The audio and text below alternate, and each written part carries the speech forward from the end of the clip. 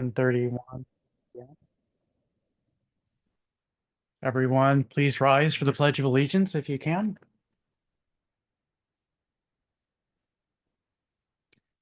I pledge allegiance to the flag of the United States of America and to the republic for which it stands, one nation, under God, with liberty and justice for all. Please remain standing for a moment of silence or silent prayer as your conscience finds appropriate.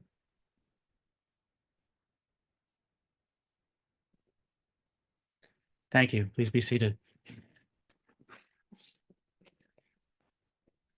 Members of the council, you have a draft agenda before you. Are any changes required to the agenda? And are there any conflicts of interest that any of you have for items that are on the agenda? No conflicts. None. Mr. Town Manager?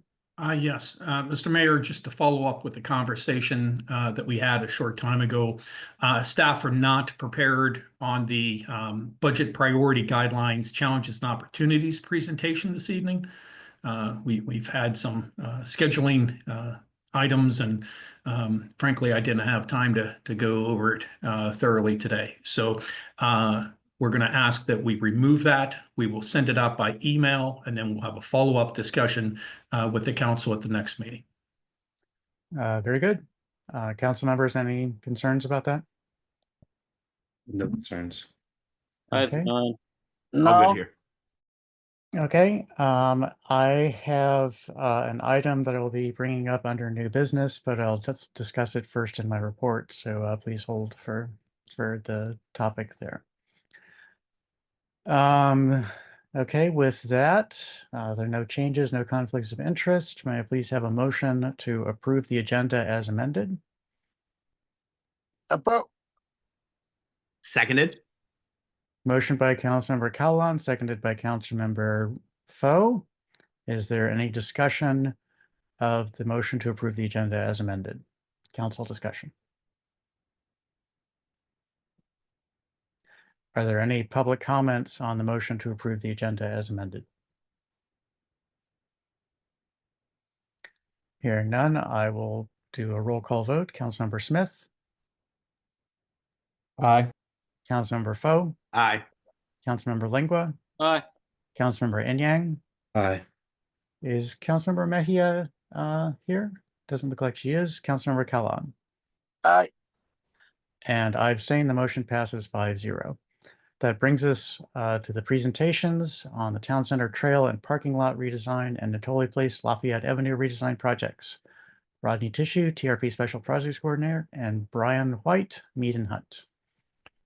Thank you, Mayor Thompson. Good evening. Happy snowy Monday to everybody.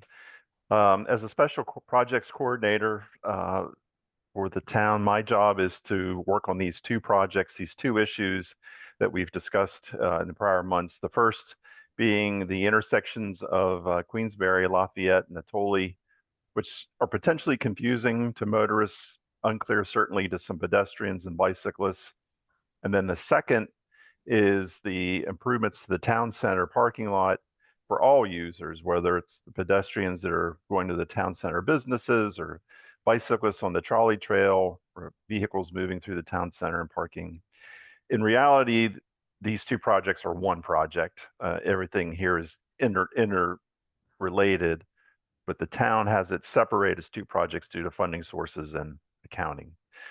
So the purpose of what we're doing tonight is, and next Monday's public meeting, is to hear from the public and the users of these areas about what are their observations, what are your observations, what are your experiences in these areas. We will record your comments, and then we'll use that to develop our conceptual solutions as we move forward. We know that the area needs to be more pedestrian and cyclist oriented. We know that some of the traffic control needs to be improved. It would be great if we could find a way to decrease some of the speeds in the area and make cut through traffic less desirable. So those are all things that we're want to work toward. There are some limitations that I think I need to say before we go too far, just to make sure that we're not over-promising on what we're going to do here. The first thing is the CSX the MARC rail line isn't moving. It's not going anywhere. That's a given. The overhead wires in the town center parking lot are not going to be moved. It would cost as much to move them as it would be to do the potential project. And it just feels like there's a lot of competing interests in the town center, balancing bikes, the businesses, the farmers market, the commuters, all those things. So we'll have some challenges there and always budget limitations. But that said, I think we can do some really nice improvements in these areas. And what I'd like to do now is introduce Brian White, who is with Mead Hunt, which is a firm that has a wealth of practical and related experience to solving traffic problems like this. Brian has some initial observations, and then we'll turn it over to you, Mayor, to hear from the public. So, Brian. Sure. If I may share my screen and kind of talk through a couple of things about what we have and what data we've collected. Host disabled participant screen sharing. Brian, we have those items, so we can share Exhibit 1 for you. Okay, sure, please, thank you.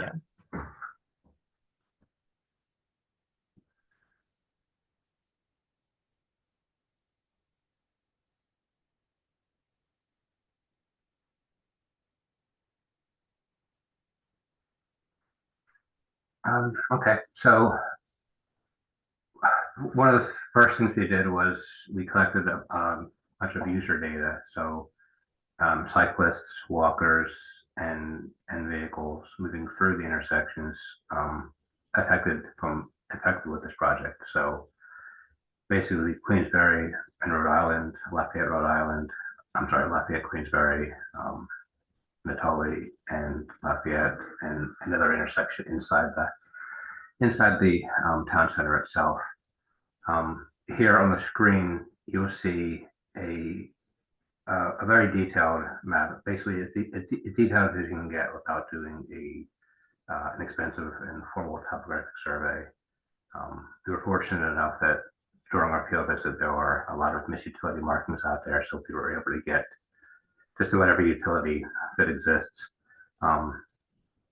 Between this and field measurements and GIS data and information from CSX, we're basically able to create a map and an understanding of, if we were to do some improvement, what would likely be the impact, right? Like what utility would need to get moved, what, how, and this kind of lets you get an overall cost, right? That's kind of the main purpose of a base map like this, is to see where you are, and if something needs to get relocated, what is the actual impact. This is something we would do for every project and have done for every project. So on this sheet, you see the town center area. On the next sheet, you see just east of the tracks, the Natoli Lafayette intersection,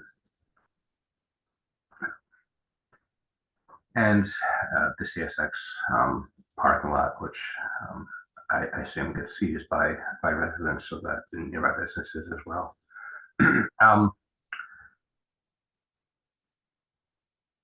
So we also collected again traffic data. And we modeled this traffic data to create an existing conditions traffic model for the AM and PM commuting periods.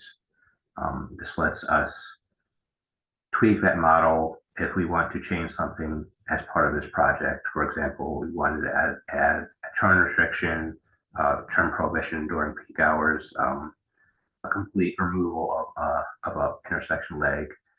It lets us take that traffic model that, or change that model, and basically have a true expectation of what that impact would be on the town.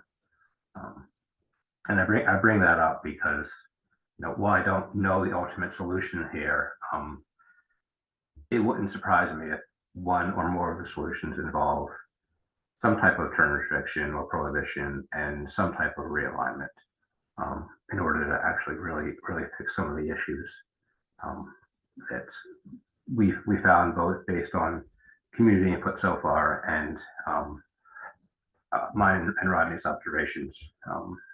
And I've known this area for many years.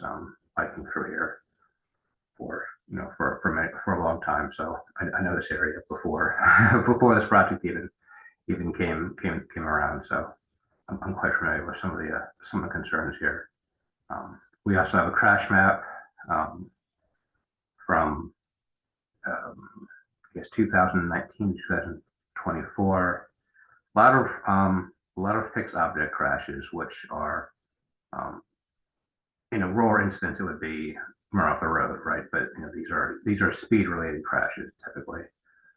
Occasionally they're alcohol related, but they're often loss of control crashes, which is an indicator of high speeds through an area. A lot more than I expected, given the prevalence of stop signs. But I think if I were to sum up the big picture issue with both pieces of this project, it really has to do with the fact that as a driver, right? Okay, well, you have cut through traffic. I think everybody understands that. That is definitely an issue. You have more traffic in the area for the town, for the density of the town. That being said, the one area that you would love to have stop signs, you can't have stop signs because of the railroad tracks. You can't have a stop sign, a stop condition on either side of the tracks once you pass them, which makes this particular area not just confusing, but pretty dangerous for the people that are walking and biking to the town center and to the local businesses around the area. Because you have this condition where large portions of the town are always stops. Everybody stops. It's a good idea. It's a safe idea. But the one place you can't have that is the one place you need it the most. Basically between Rhode Island Avenue and Lafayette. So between the cut through and the fact that many vehicles don't have to stop, it creates both a dangerous and confusing scenario. And a lot of the comments we've received from the public are different variations of that theme. And it's not going to be an easy solution. I think it was real easy. You'd already have it. But it's not an unsolvable problem. But I think as we go through this, we can come up with solutions and estimate pretty good what the impacts are going to be, because we do have the data to support any kind of changes that we want to analyze. So with that, I'll turn it back over to Rodney. So all I'd like to say yet is we've received some really great input from the community. I would summarize what some of those comments were is one, just we need to really look carefully at the lack of traffic control at both the intersection and through the parking lot. Two, I had a comment about trying to move the trolley trail and Lafayette intersections as far away from the CSX line as possible. Lots of comments about cyclists crossing Queensbury being very vulnerable and not a situation that is they feel is safe right now. Of course, the cut through traffic on Queensbury and trying to get what I call more friction on Queensbury so that people choose not to do that, and see what we could do about that. And then the whole issue with the railroad crossing, and when the train is crossing and impatient motorists start to make some potentially dangerous maneuvers, what can be done about that? So those are the comments we received so far. But Mr. Mayor, I'd like to hand it back over to you now if you'd like to take comment from the public. Thank you, Mr. Tissue. I'm going to start with council comments. Council members, any comments or questions for Mr. Tissue or Mr. White? Mr. Mayor, Go ahead, Councilmember Smith. I'm just wondering, are there more slides? I have some questions, but I don't want to jump in if it's things that are going to be coming. No, that's it. That's all we're going to present tonight. Okay. Okay. So first question, I'm wondering if you have, either of you have any thoughts on the feasibility to limiting traffic on these roads or portions thereof in ways that would, either closing them to through traffic or commercial traffic. Like there are businesses like TCM and 250 and stuff in this area that have to get deliveries, right? So we couldn't close it completely to commercial traffic, but I'm just trying to think of what sort of what we can do to, as you mentioned, get some of the traffic that is not coming through or not coming to places in our town, not stopping anywhere in our town, just using this as a cut through over to Kenilworth. One, just thoughts on the feasibility of that. Two, if it would be feasible, the sort of enforceability of that, right? Like, Yeah. unless we want to have cops out there pulling over everyone and asking for a itinerary or something like that, right? Like anybody could just say, "Oh, I'm delivering a bag of chips to TCM," and there's not much I would assume we could do about it. Maybe I'm wrong, but just yeah, generally thoughts on things like that we could do to have fewer cars that have no intention of stopping or visiting our town coming through there, and cars and delivery trucks and everything else. So the delivery question is a good question because I've seen delivery trucks parked on the side of Queensbury, even though it's only a 2-lane road. Having a dedicated delivery spot somewhere, maybe off of Queensbury, off the town center parking lot. I don't know, but having a dedicated spot, because I mean, it's not like you're getting tractor trailers for these markets. You're getting class 5, class 6 trucks. You're not getting big Sprinter vans, things like Yeah. that. So having a dedicated delivery area would be a great idea. They would take their deliveries on their cart. It's not like all the businesses in the screen on the screen right now are within walking distance. They're 300 feet apart. So having maybe one or maybe 2 spots total would be really all you would need if you could find the spots either on town center property or on street parking someplace. I think that would go a long way. The cut through, and I'm glad you brought that up because that is something that we plan on modeling different ideas. So the problem with the cut through, and it's not an unsolvable problem, but the problem is you're not going to stop the traffic because it's a grid town, right? It's the old streetcar town. So like they're not going to go up Lafayette, they're going to go up Taylor. And then leave, through Sheridan or something that, to get back to River Tech or wherever they're going. So it's not so much restricting the traffic, it's do you want to push it someplace else in the town?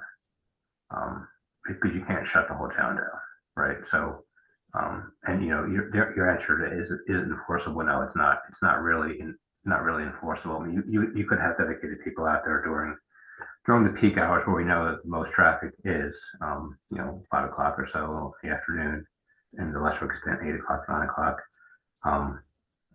with the assumption that everybody is cut through, because if it's a deterrent restriction, it's a deterrent restriction for everybody. So yeah, you could close off Lafayette entirely and push everyone to Taylor, but I don't know if that would. I don't know how. I mean, that's something that the town would have to decide. It's actually not a bad idea. It's something like that. I'm not suggesting it's an idea right now, but from the purpose of people turning fast from Queensbury onto northbound Lafayette, particularly in the evening, that would eliminate that issue, right? You would turn at a 4-way stop on Taylor, for example, much further down. So in terms of, sorry to interrupt, but in terms That's of a okay. cut through, and I appreciate the comments on Lafayette, but I'm more thinking of Queensbury going east-west, right? People cutting off from Route 1 over to Kenilworth. One thing, and you mentioned you're familiar with it, so I'm sure you've seen this too. The turning backs up there on Lafayette, yeah, but one of the things that contributes to that, right, is, as you mentioned, the lack of stop signage there. So a lot of times between Lafayette and Natoli, and coming out of the TCM parking lot there, stuff gets backed up because folks are coming, like if you're traveling east, on Queensberry, coming across the railroad tracks, you like, unless the person is signaling several hundred feet in advance, which yes, you should, by the book, but people don't, right? So you don't know if that person is just coming through and staying on Queensberry or turning right, left, or one of the various rights and lefts and whatnot. So you just kind of have to like sit there and wait until Right. the volume, there's just, a break in it. Yeah. So and I'm sure you're familiar with the fatalities that we had, not on Queensberry, but um, further down by the elementary school, which Queensberry does travel past, of course. I mean, and I haven't done the traffic study, but I think a lot about the number of large vehicles, be that, delivery trucks and on up, not necessarily passenger cars, that are cutting from Route 1 over to Kenilworth and vice versa, right? That during an early morning where an all walk school is right by the street and you have a lot of large vehicles in a hurry going down that street. And so I'm thinking of more what we can do in terms of through traffic and commercial traffic for limiting that. And that doesn't, of course, exclude doing things on Lafayette. I think the ideas you were talking about there are very interesting, but I was more asking about the east-west traffic along Queensberry. Okay, well, the counts and the volumes that we picked, we measured, and we do have everything on video, so we can go back and pick out, hey, there's 20 or there's 20 delivery trucks going this way, and there's 20 going this way. So we can call that out.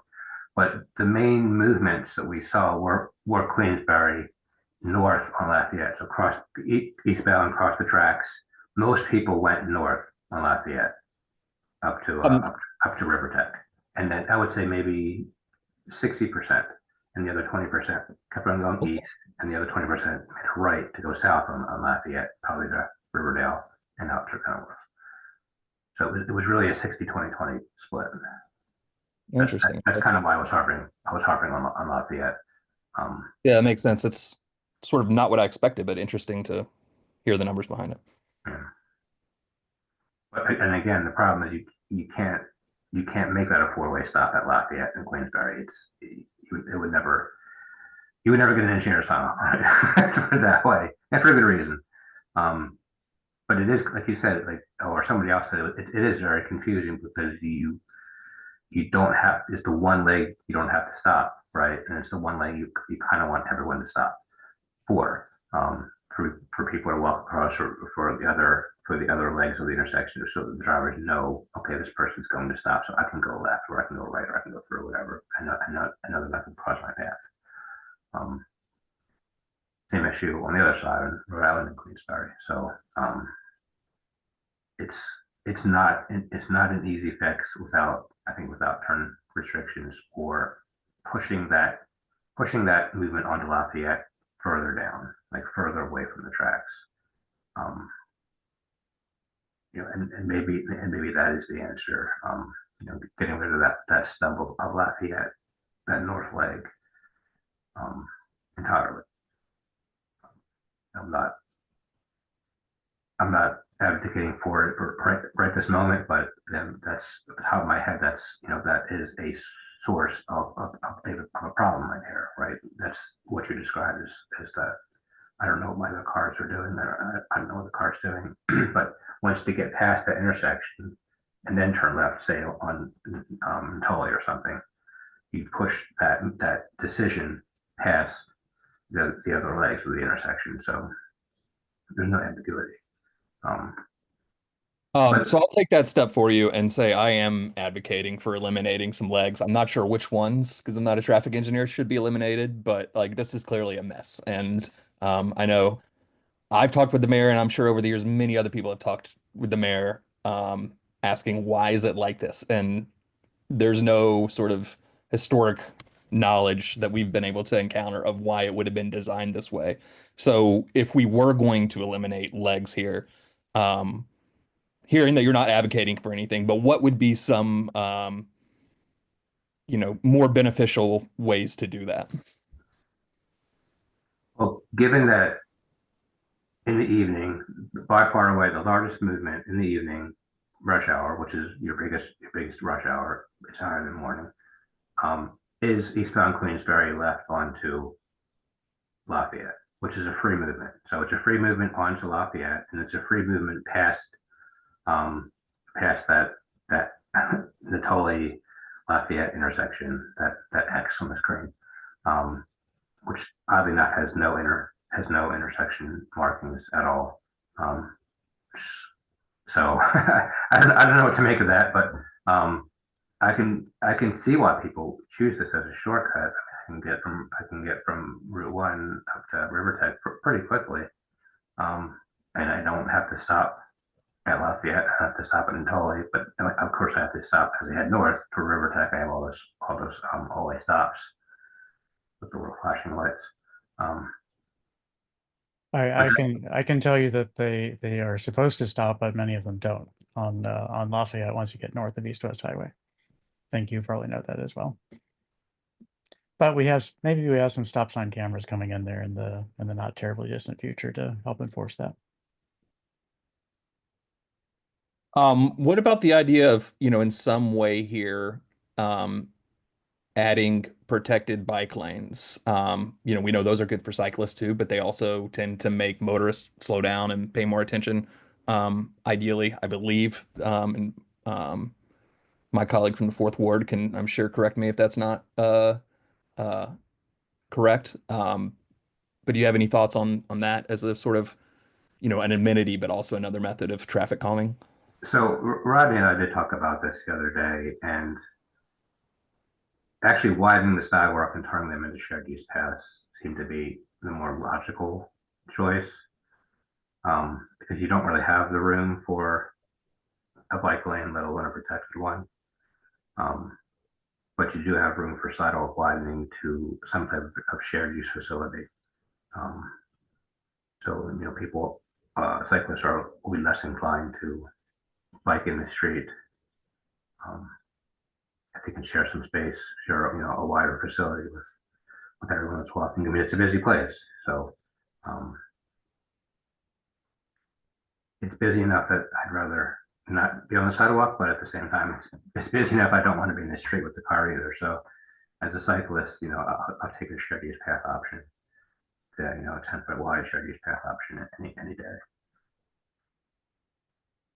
Gotcha. Okay. And then did you guys look into it all? What do we need to pay attention to in terms of complicating bus routes? I know that there's a couple bus routes that come through here, and whatever we do, I'm assuming we'll have to consider that as well. And if some of them turn there onto Lafayette, some of them go straight through.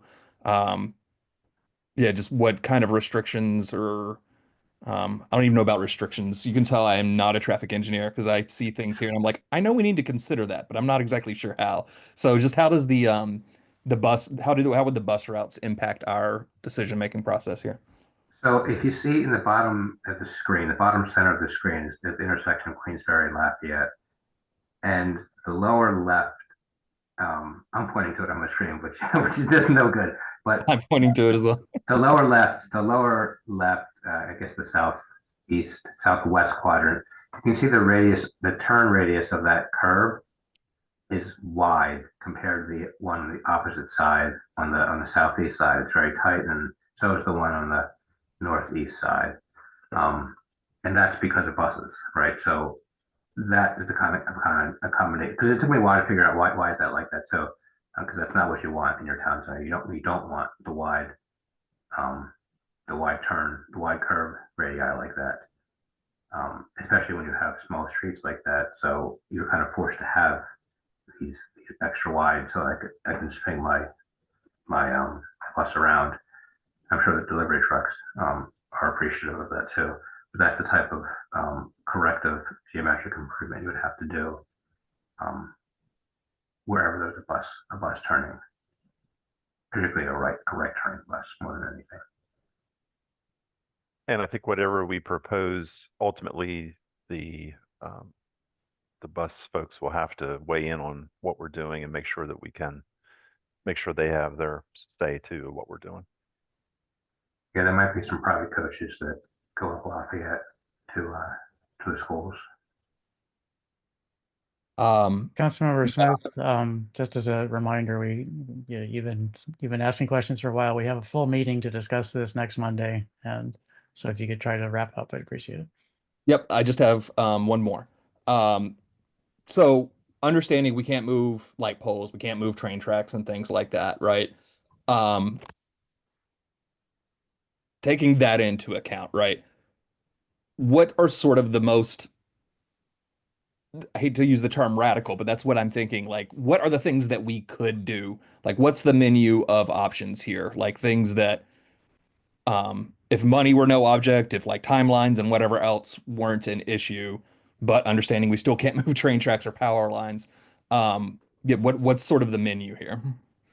So the easy menu is the turn restrictions, and you can do that not just for signage, but you can just block out that whole road with that whole a whole leg of an intersection with yellow hatching, right? So that it's like, oh, this is not a place for me to be on. And the money is no object option is literally road reconfiguration. You know, creating a different straight grid than what you have here. You know, and that doesn't necessarily mean losing green space. It may mean shifting green space from where it isn't to where it is, and vice versa. So those are your two primary. I mean, you know, and if you really wanted to be really aggressive, you would do something further upstream, right? I mean, you would do something radical further upstream, closer to Route 1. But you know, again, that's you're affecting your own residents. So you know, it's not something certainly for me to decide. I can design it for you, but the buy-in, and the analysis. I can do the analysis that tell you the impact, but the buy-in is going to be, you know, on you and the rest of the council. All right. Thank you. I appreciate the indulgence there, Mr. Mayor. That's all the questions I have for now. Okay, thank you. Councilmember Inyang, you have your hands up. Go ahead. Yeah. So I think I like the idea of having to solve for we know the railroad tracks aren't leaving, and so we know we can't have a stop sign right there. And so if we can push the Lafayette North entrance to maybe the Natoli Place, I think that makes a lot of sense. As a cyclist who's been on the bike path, I've had a lot of people look at me and essentially they're just like, I can't stop because no one wants to stop on the train tracks. And it's just like, okay. And so that type of traffic is tough. The idea if we can move it, you know, further down, I think would make sense. My question is just around like, I think as a community, I think as we think about this, it's easy to get into the like turning radius and maybe we shut the street down, but you know, how should we think about it in terms of trade-offs, right? Like when you think about the hiker biker trail, right? It runs through a parking lot, it has parking, and there's also like the Maryland Avenue Road. I think in an ideal world, like Rhode Island Avenue would sort of continue straight, or like the Rhode Island Avenue would sort of swap places with the trail, so it's like a straight path. But so I guess my question is just like, is the idea of you know, are you thinking about opportunities that sort of are we trying to solve for keeping parking in the parking center like the same amount in terms of spaces?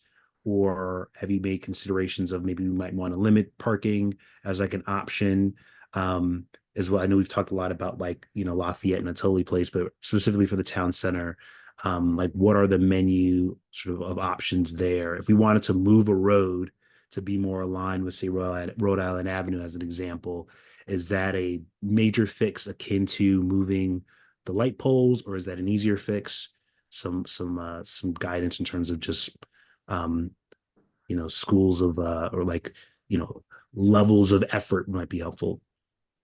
And I think that's where we'll go next after we hear from the public and you all tonight, is we're going to start putting together some concepts and looking at what trade-offs are involved in each one. for example, you could channelize the trolley trail through the town center and do an excellent job of for bike safety, but you're going to lose parking spaces. That's a trade-off. So every solution is going to have things that we're going to, as a town, have to evaluate and see what's our priority and what are we willing to do. So I think that's our job to come back to you with those different options. Yeah, on the next Monday's in-person meeting, we'll have some light sketches, because we have talked about different options for, like Rodney was saying, kind of just punching that trail right through the parking lot, to see what it looks like, to see if we can, how much parking has to go, and whether the town can live with it. So we'll show some of those ideas next Monday night. Okay, any other council questions? Not seeing Mr. any. Mayor, if I may. Councilmember Lingua, go ahead. Thank you much. Gentlemen, good evening. One question I had for you regarding, as you're doing this analysis of this area, do you create computer models for traffic flow and all to see how each of these options could play out? Yeah, so we already have created what we call the existing conditions.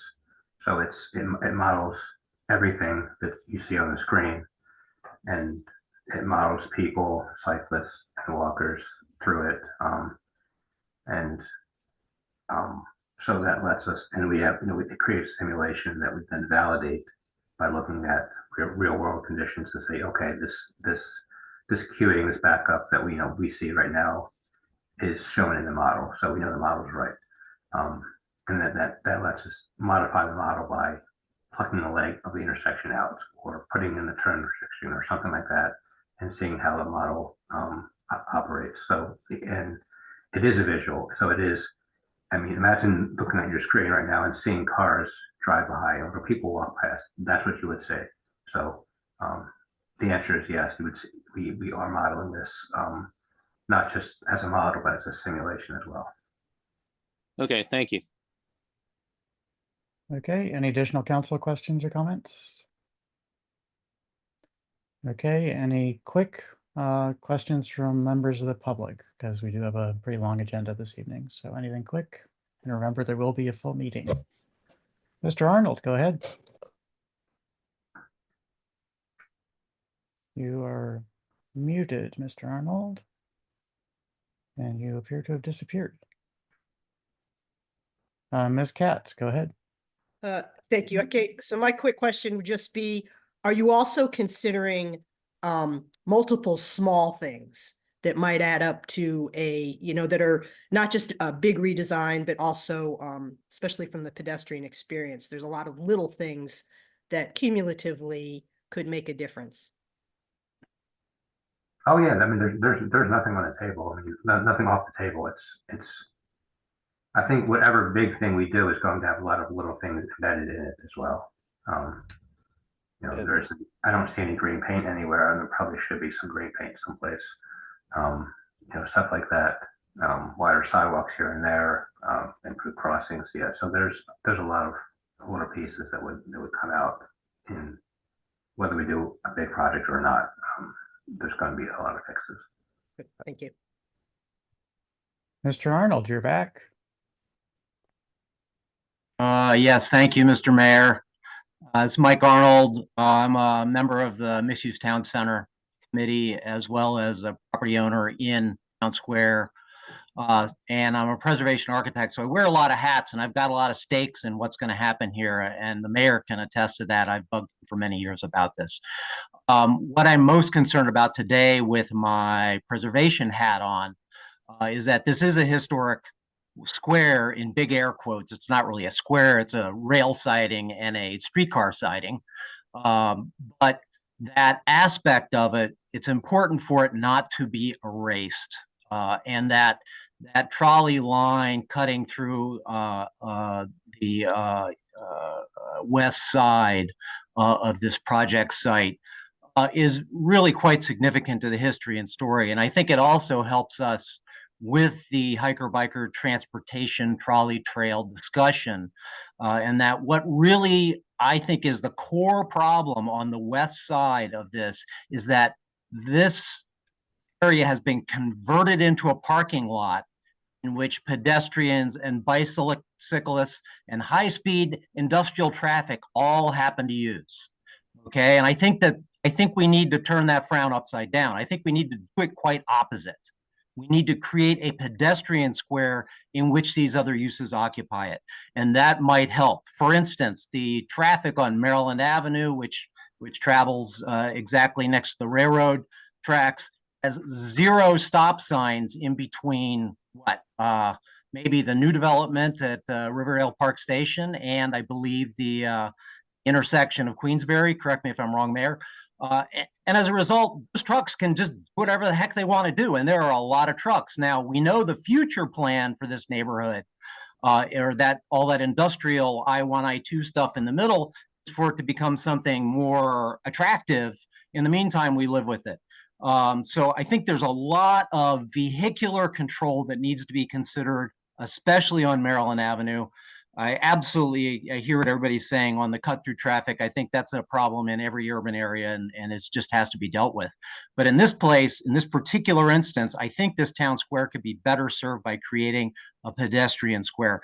This is further supported by the fact that we've been trying to put a town and have successfully put a town market in there with no public facilities, and perhaps those public facilities could help with shaping how that pedestrian square works, and that when we want it occupied by pedestrians, then vehicular traffic is subservient. And there are ways to do that. And that's been well published and described in many American examples of these kinds of old railroad squares, as well as many, many European examples.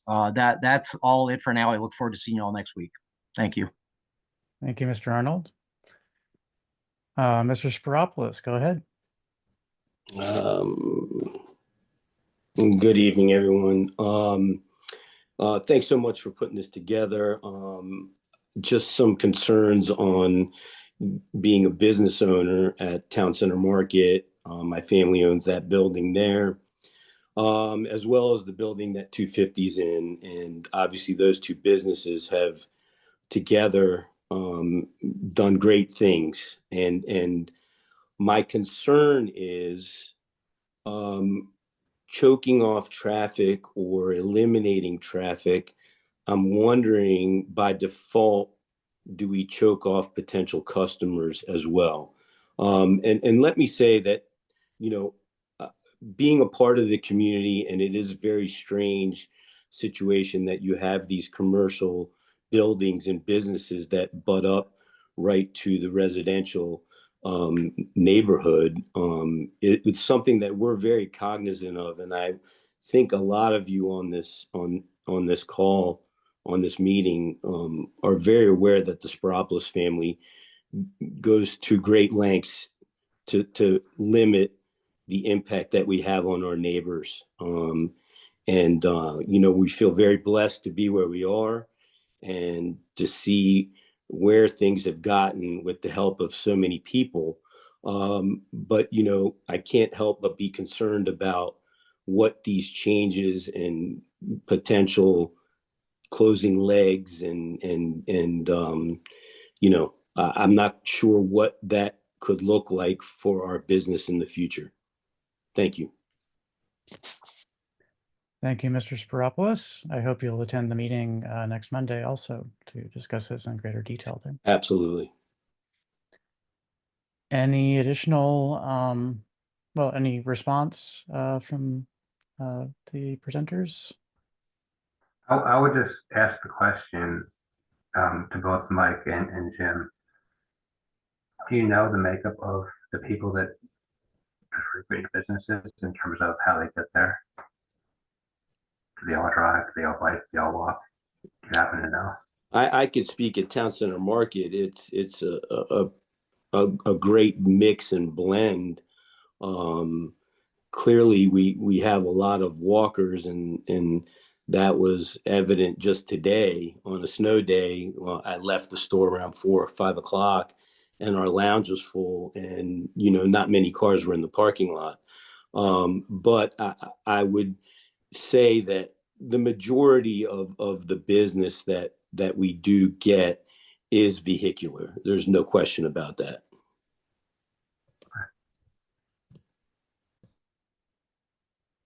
Mr. White, I would think that there are sources of data about who's pulling out their credit card at Town Center Market that you might be able to tap into. I know that in the past we have looked at that sort of information. I think the most recent time was maybe 10 years ago, so it's been a while, but that should be possible to find that out.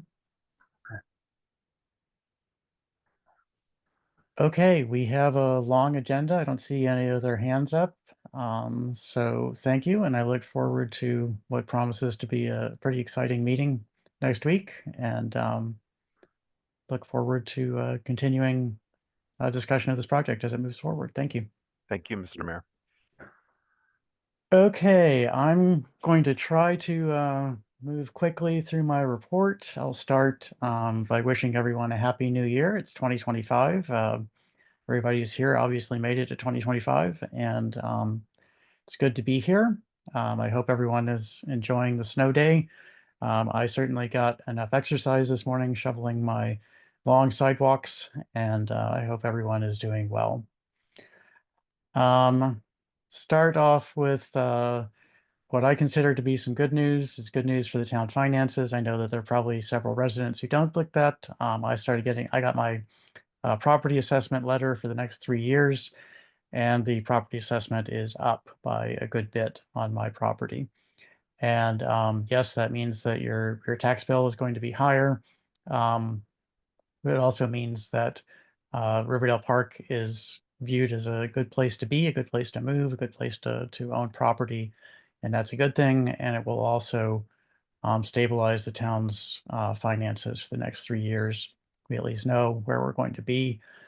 We don't have a final number yet for the whole town, but that will be coming out as the town manager says, probably on Valentine's Day, February 14th. Over the break, I got a distressing letter from a resident, not a resident of the town, but just outside the town. And she was writing in dismay and asking if there's anything that the town could do to improve the crime situation. She lives in an apartment complex on the east side of town, as I said, just outside of the town boundaries. And she mentioned that there are a lot of substance abuse associated with the crimes that she was seeing, both controlled substances, illegal drugs, and also alcohol. She mentioned, I believe she mentioned those as being issues. And I didn't have a lot to say because our police don't operate there. We can't set up special activities there. I forwarded her letter to County Council Member Olson, and he said his office was going to reach out and he was going to be discussing it with the county police. But nevertheless, it was upsetting. The one thing that I sort of ran into that was a piece of good news after this, and it was just randomly that I saw this, is that apparently drug use, including alcohol, including cannabis, including everything, is dramatically down among young people. That there was a drop that was triggered at the beginning of the pandemic because they weren't having access. And there was a thought it was going to rebound, and it is not. So I think we can hope for a time where the sort of things that this person wrote me, this young lady wrote me about, will be lessened. And I hope that that's true. And I know that a lot of the crime that we are seeing in town is currently being driven by a wave of fentanyl users, and I'm hopeful that this will ebb and that perhaps there will be lower levels in the future. Moving on to my common topic of infectious diseases going on. A little bit of bad news that there is a large flock of infected geese, I believe, in Delaware. This is H5N1, the bird flu. And the state of Maryland is cracking down on various interactions with wild birds as a result. And in fact, just today, there's a news story that the United States saw its first human death from H5N1, a Louisiana man, older gentleman there, passed away. H5N1 isn't a big deal right now. It's not projected to be a big deal, but it certainly has been a big deal among the bird population. And if it makes the leap to humans, it will be a problem. So keep an eye on that. Just to tap in, COVID and flu are on the rise right now. Everyone who got together over the holidays like to share viruses. Maryland is actually doing fine, but both Virginia and New Jersey are seeing dramatic, or either high or increasing, or both. And we're right in between them, so we can expect to see that. So please be careful. Take advantage of the snow to decide to stay home and hunker down, and as always, stay safe. To close on a high note, those of you who were watching congressional activities as the last Congress wound up its activities may have noticed that the budget was a big issue. It finally was passed, but something that was passed without too much fanfare, there was a couple of little hiccups in there, was the National Defense Authorization Act. It was about 1,900 pages worth of legislation. And about one of those pages was devoted to directing the Secretary of the Army to, or giving the Secretary of the Army permission to transfer a property, 6601 Baltimore Avenue, to the town of Riverdale Park. And so that the National Defense Authorization Act was passed. It was signed into law on the 22nd by President Biden. And so that is a major hurdle that we have gotten past. We're going well. Now, there's still a lot between where we are right now and when we actually have control of that property. And so don't hold your breath, and the bulldozers are not out there ready to rip up the macadam yet.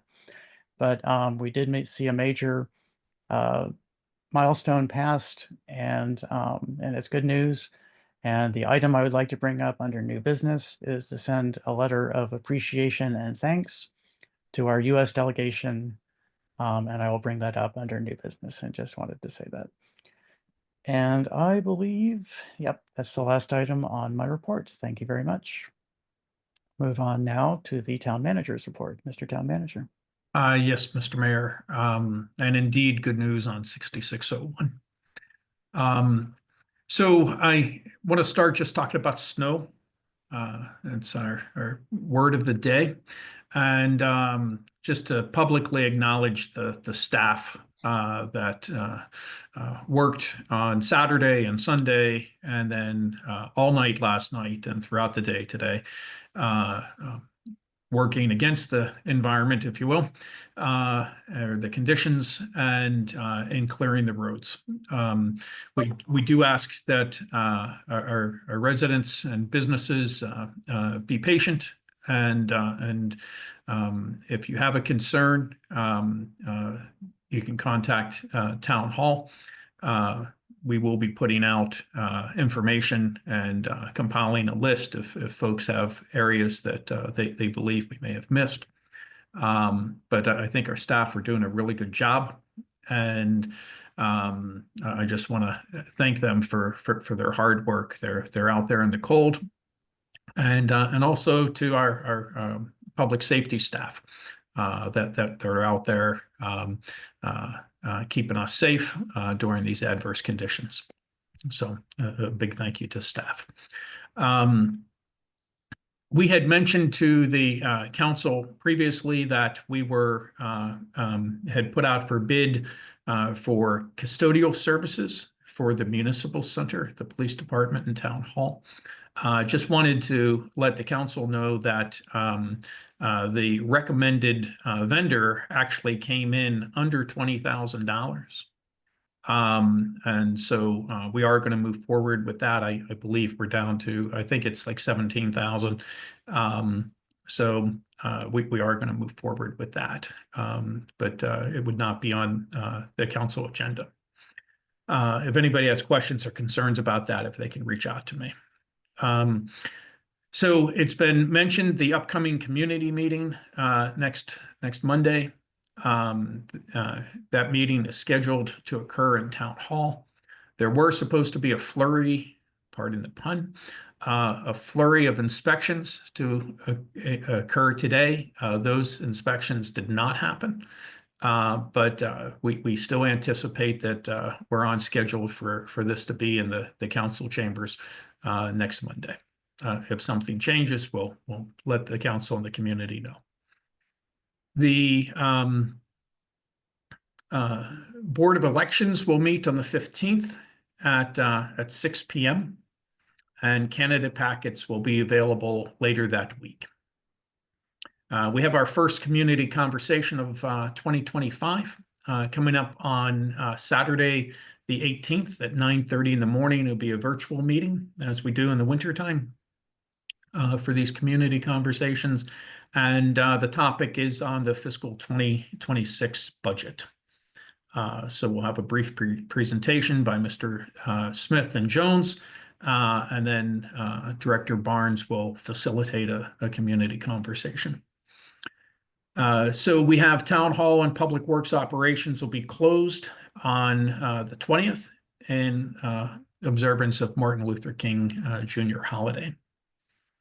And the January work session scheduled for Monday, the 27th, we will be respectfully requesting a special legislative meeting to approve a contract for the council chambers camera.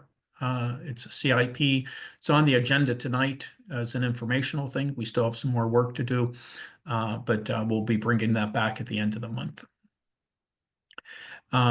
We're still looking for a youth volunteer for the Board of Elections. So if anyone listening or if anyone on the call knows of a 16 or 17-year-old that'd be interested in serving on the Board of Elections, please have that person contact Director Barnes. And we still need volunteers to serve as election judges and members of the Board of Election Appeals. So again, residents who may be listening, if you are willing to volunteer or able to volunteer or know of someone who's able to volunteer, please share this information and we'd love to hear from them. And that's all I have this evening, Mr. Mayor. Thank you, Mr. Town Manager. Unless there are any questions, let's move on to the monthly finance report. Mr. Jones. Thank you, Mr. Stacey. Good evening, Mayor and Council, members of the public. Tonight's finance report covers the month of December, as well as October, November, and a year-to-date total. For December fiscal year 2025, we have a revenue total of $639,624. Expenditures total $718,493, giving a revenue net expenditure total of negative $78,869. As I've mentioned in previous finance reports, the majority of the revenue is received in the months of September, October, and November. So if you look at October and November, you will see that the revenue net expenditure figure are all positive. 355,000 for October, 1,098,000. So it's nothing to be alarmed about with the negative figure for December. The year-to-date total for fiscal year 2025, revenue is $7,937,215. Expenditures total $4,453,958. And we have a year-to-date total revenue net expenditure number of $3,483,257. So yeah, at this point right now, the town is well positioned to meet its budgeted revenue and maintain expenditures within budget. The year-to-date total for revenue, 71%. and the expenditures at this time are at 40%. If there are any questions regarding financial reports, I'd be happy to answer. Thank you, Deputy Director Jones. Council members, are there any questions?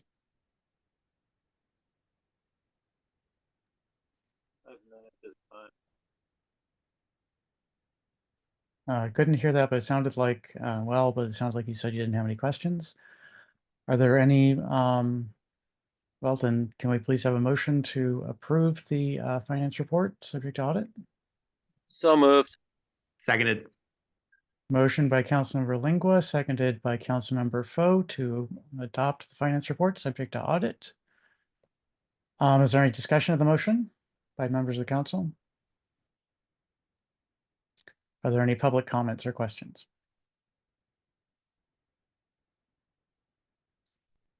Hearing none, seeing none, I'll do a roll call vote. Councilmember Smith, Aye. Councilmember Foe, Aye. Councilmember Lingua, Aye. Councilmember Inyang, Aye. Councilmember Mejia is absent. Councilmember Kalan. Aye. And I abstain. The motion passes 5-0. That brings us to the correspondence summary. There's a single item on the correspondence summary, which is historic area work permit for the Calvert Family Cemetery. I hope that council has taken the opportunity to review that. And if there's any action required, it can come up under new business. Moving on to the fire department report.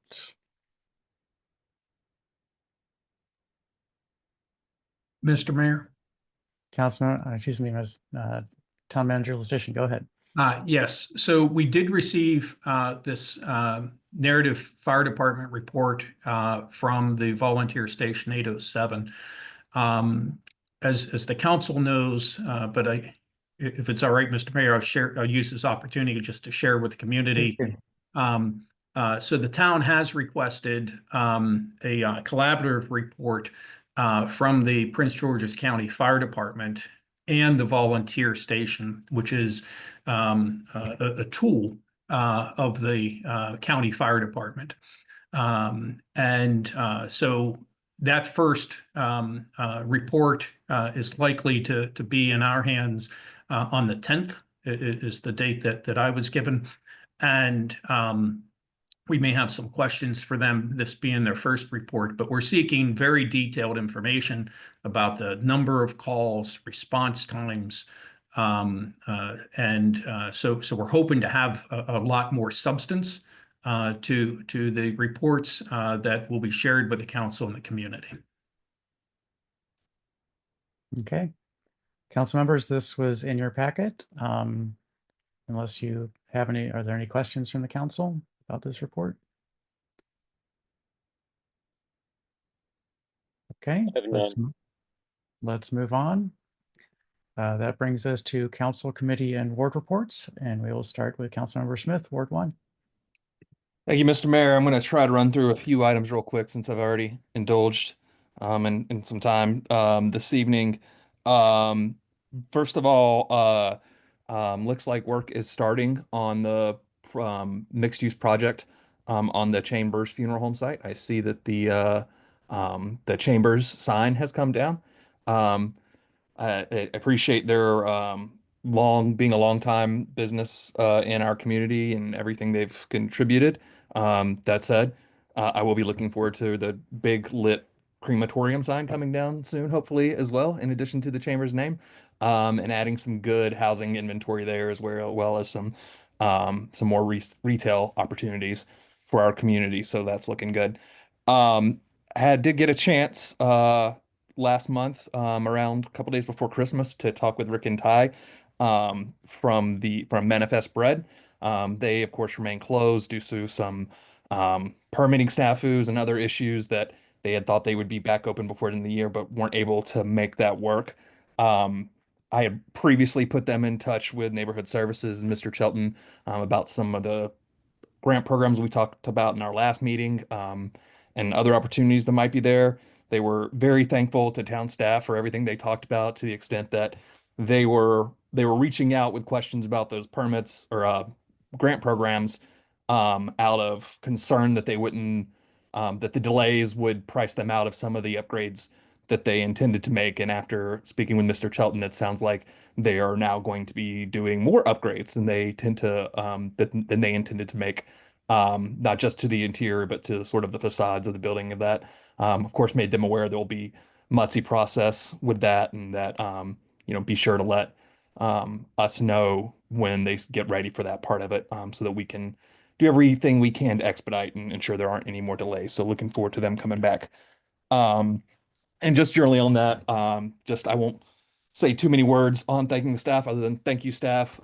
Associate myself with the comments of the town manager. I'm sure everybody else will have comments, so I won't spend too much time on it, but you guys are rock stars. Appreciate everything that you're doing the past few days and always.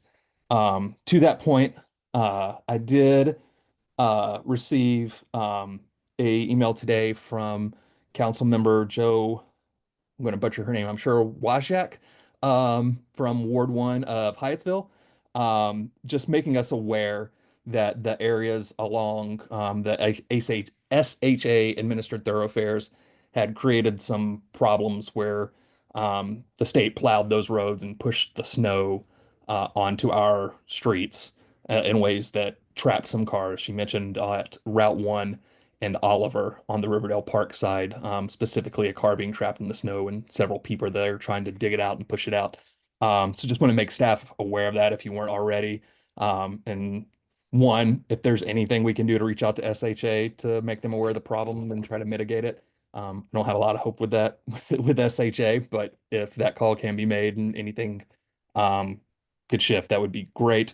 But otherwise, if we could, would just ask the staff if they aren't already to pay particular attention to the areas being plowed by government entities other than us that maybe aren't as considerate of our streets. And then also just wanted to make staff aware there's on the north end of Harrison Street, north of DuPont Circle. I've noticed there's a lot over there that seems to be being used for unauthorized dumping. I'm not sure who owns that lot, if it's a property owner or whatnot, and certainly would assume that over the next few days, staff have way more to do with the storm and everything to prioritize over checking out that lot. But over the next few weeks, would appreciate it if staff could take a look into that and see if there's anything in terms of code enforcement that can be done there. I think that is everything I have here. Thanks again to the staff.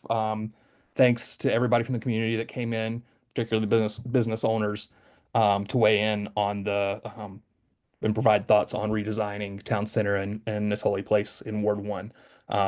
That's going to be a long-term project that's going to, I think, deliver major improvements to our community, and we're going to need lots of input and assistance from the community in getting it right. So thanks, everyone. That concludes my comments, Mr. Mayor.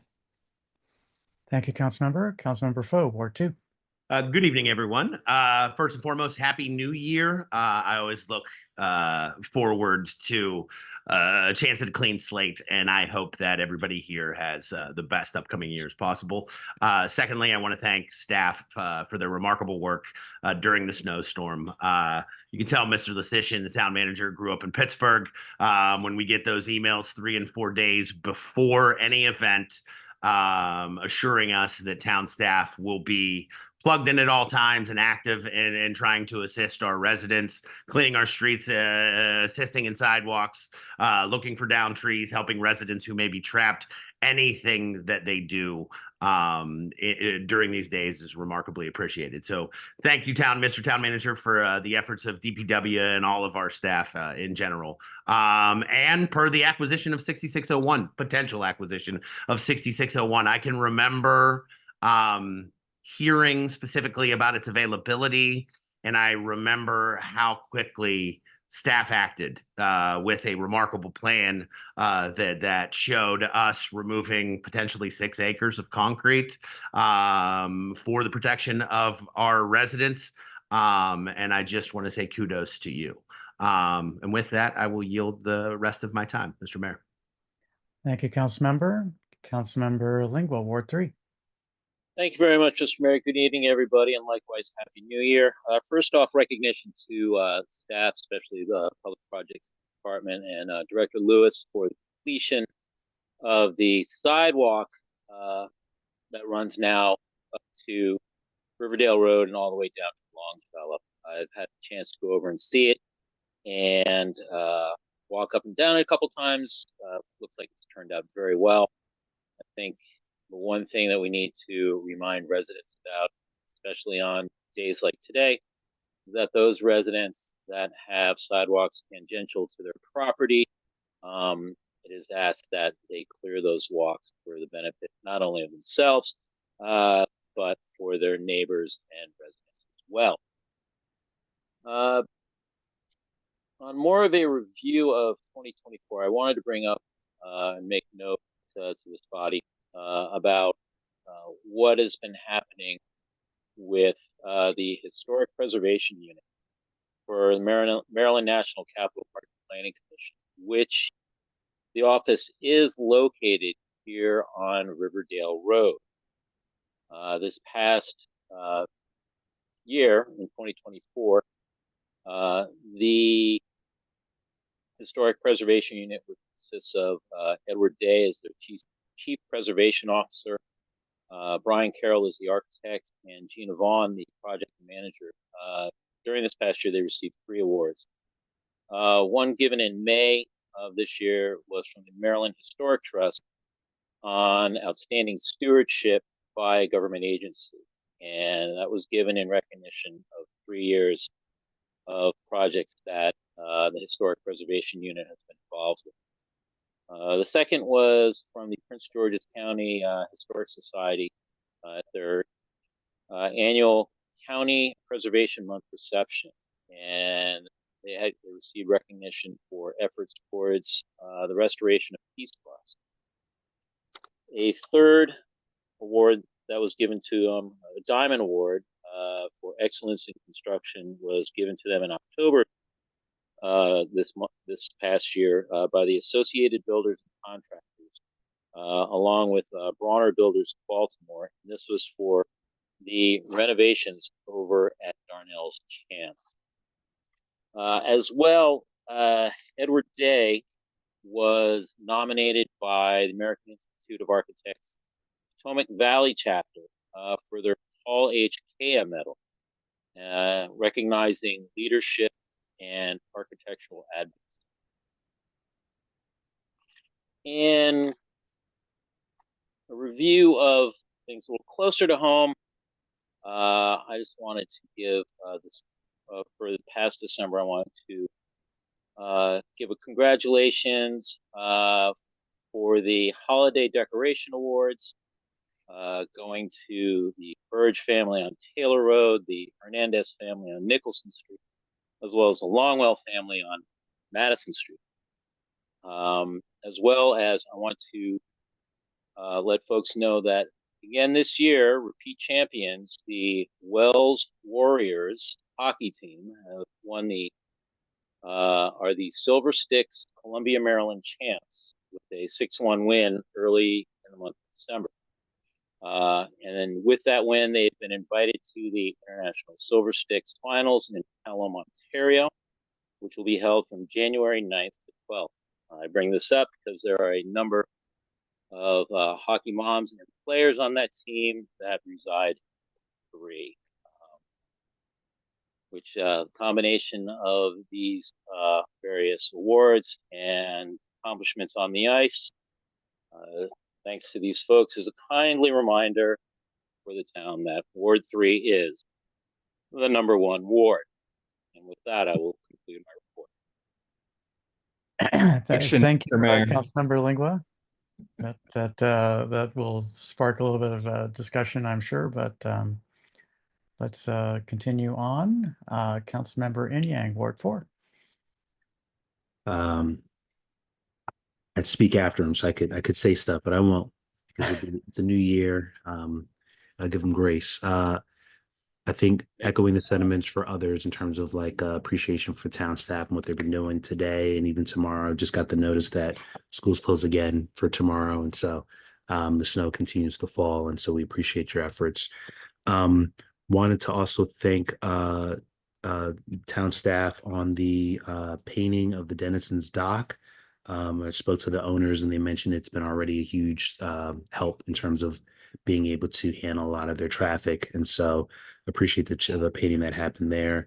There was a question around the like tractor trailer turnaround spot across the street. And so I'm not sure if that's on the list or if that's sort of being discussed, but happy to have a conversation following up on that, what the status is on that. And then the last thing is actually, I got a notification earlier today about dumping along the kind of south of like Wells Run Place, the sort of bottom of the River Oak Park Station, up against a lot of the factories there. I think there was like a down power line or like street light that fell a couple years ago. I think that's still out there. But I forwarded some photos to the town manager and Director Lewis that was sent to me. But I know as a community, we've done sort of community walks and and Earth Day cleanups, and there's always been stuff there where it's like we're trying our best, but we can't even get some of the stuff because they're like legitimate big items there. And so the resident, I think, took a couple bags with her and from a cleanup, but was curious around opportunities for whether it's our ability to put no dumping signs, how it's enforced, who's responsible for those areas. Would be great to get a sense of if there's any previous best practices that the town maybe have done in the past that we can try to do.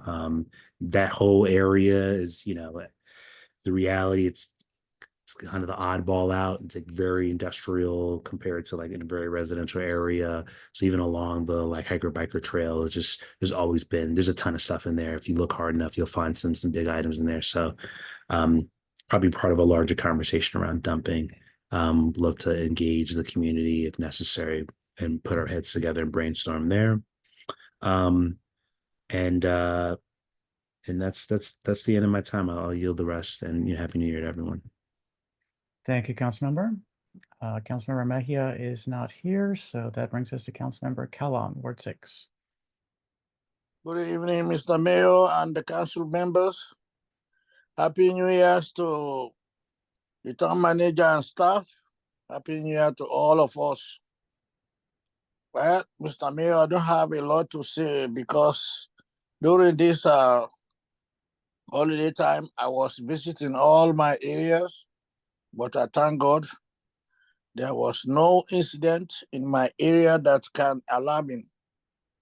So that is all for today. Thank you. Thank you, Councilmember. Appreciate that. So that brings us to the next item on our agenda, public comments on non-agenda items and consent agenda items. Are there any public comments?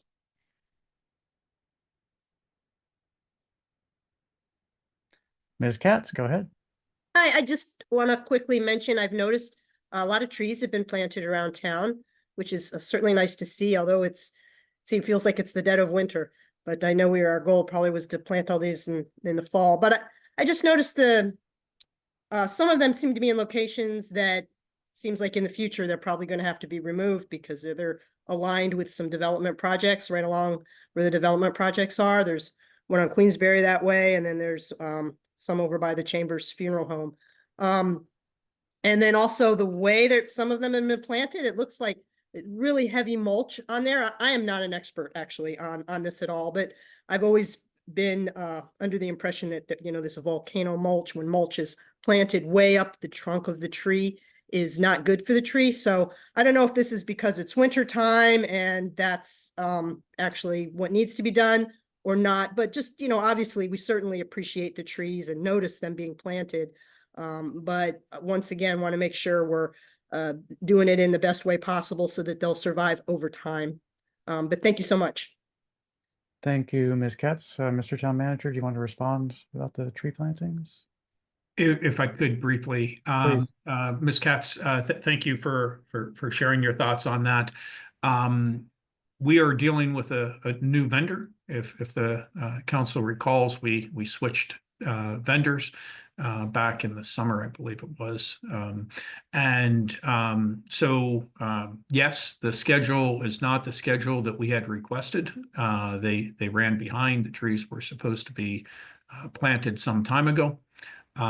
We've also noticed the mulch, and we're asking about that. It's a good observation. We're also talking to them about locations. I did want to note that we've had a number of residents who have contacted us to say we don't want trees planted in front of our homes. I want to share with the council and the community that my response has been that if the arborist has identified that as an appropriate place for a tree, and we're planting the right tree in the right place, then we are moving forward with those tree plantings. And I share that more broadly with the council in case you receive a call. That's the response that I've been sharing. Okay, thank you, Mr. Town Manager. Yes, thank you so much. Mr. McAllister, go ahead. Hey, this is Karen McAllister. Ryan's here as well. Hi, good evening, council. So two things. Actually, my first thing is Laura prompted me on this one. So at Plummer Park, speaking of trees, there's several pines that have died because of the drought that we had this summer. So I'm sure the town's aware of this, and I'm assuming you guys are gonna remove those trees from Plummer Park, the pines that shield River Tech, and replant. It might be, I just learned that pines actually require a lot of water, and so maybe we want to think of replanting something that is more drought tolerant. And then the other thing the thing I raised my hand about was Plumber Park. So as you guys know, I do my trash rounds like pretty much daily, and there is a lot of people not scooping their poop around Plumber Park, especially the backside of Plumber Park along River Tech. So from like the roundabout almost to the school, that whole stretch, it's like no man's land. And so like, think owners, maybe pet owners, maybe we could use another pet waste station there, and perhaps another receptacle. That's it. Thank you. Thank you, Ms. McAllister. Mr. Town Manager? You have a comment? Yes, just very briefly, Mr. Mayor. We're aware of those evergreens.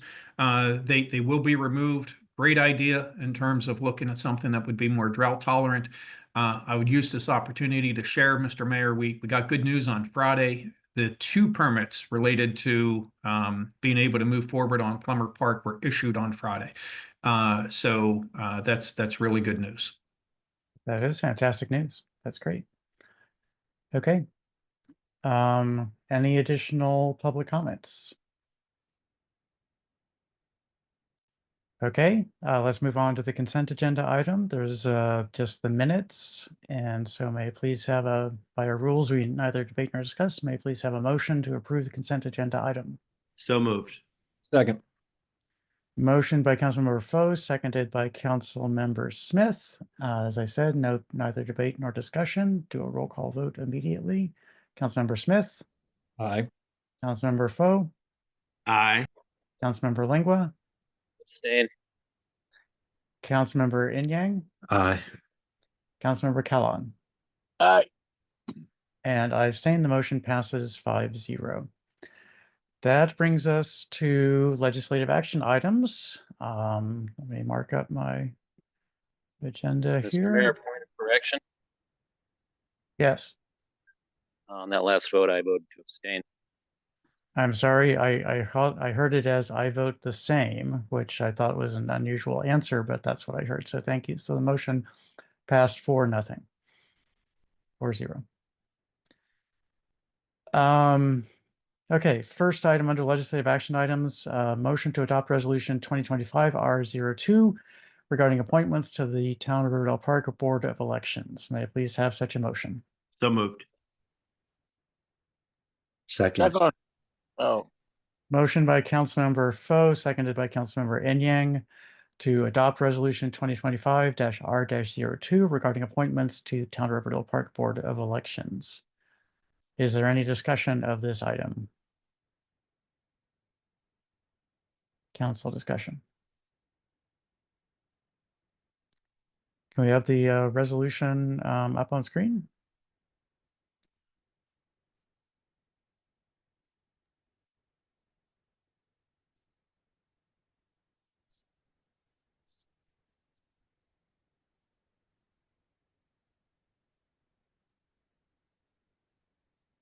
Just one moment, Mr. Mayor.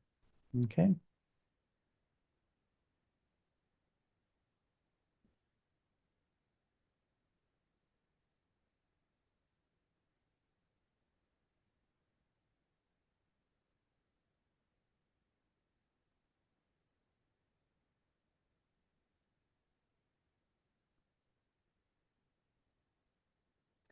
That's the consent agenda item. Robinson, legislative action item. Yep, there you go. Page 2. Thank you. Okay, so if you can scroll down just a little bit further, just to clarify, there are 4 members, Sarah Zoled, Kate Kelly, Heather Cronk, and Jahira Otieno, who will be reappointed retroactively starting October 3rd and ending October 2nd. And because of a quirk in the charter, then Terry Archsmith will be appointed and will not serve exactly concurrently, but will be serving on appointment for 2 years after that. And so that is the motion. Is there any council discussion of this motion? Mr. Mayor. Yes, Councilman Burfoot, go ahead. I'd just like to say thank you to all the residents that are volunteering their time. It is tremendously appreciated from everyone on our side. So thank you so much. Thank you, Councilmember. Any additional council discussion? Any public comments or questions? Mr. Mayor, if I may. Councilmember Lengua, go ahead. Thank you, Mr. Mayor. Reading over this and seeing language, we're seeing appointments that are retroactive. I hope we as a body are going to be able to find a way that we can avoid this in the future, and that we can get them done in a more timely manner. Agreed. Thank you. Okay. Any additional comments from anyone? Hearing none, I'll do a roll call vote. Councilmember Smith. Aye. Councilmember Foe. Aye. Councilmember Lengua. Aye. Councilmember Enyang. Aye. Councilmember Kellon. aye. And I abstain. The motion passes 5-0. Next item on the agenda is, well, it's part of the same item, is the swearing in of the TRP Board of Election members. And looks like Kate, who has a conflict that starts in about 30 seconds, is still here. So let's go ahead and jump right into it. Members of the board, please raise your hand and repeat after me. I state your name. I, Sarah Zolad. Do swear or affirm, pick which one you want, I affirm. Swear and affirm. that I will support the Constitution of the United States That I will support the Constitution of the United States. and that I will be faithful And that I will be faithful. and bear true allegiance And bear true allegiance. to the state of Maryland To the state of Maryland. and support the Constitution and laws thereof, And support the Constitution and laws thereof. and that I will, And that I will. to the best of my skill and judgment, To the best of my skill and judgment.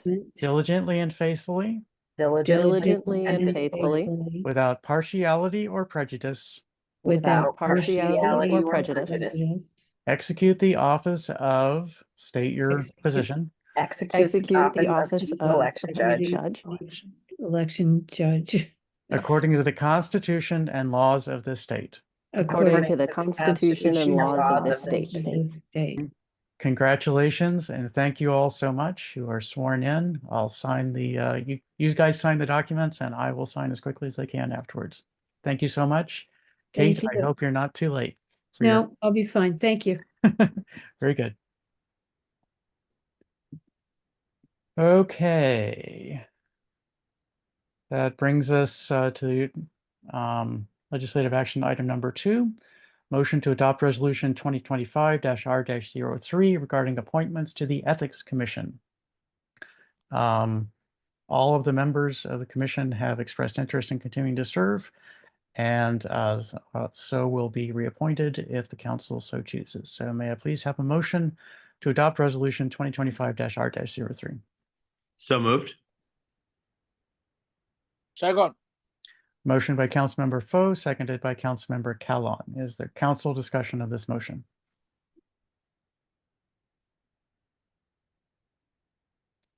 Are there any public comments on this motion?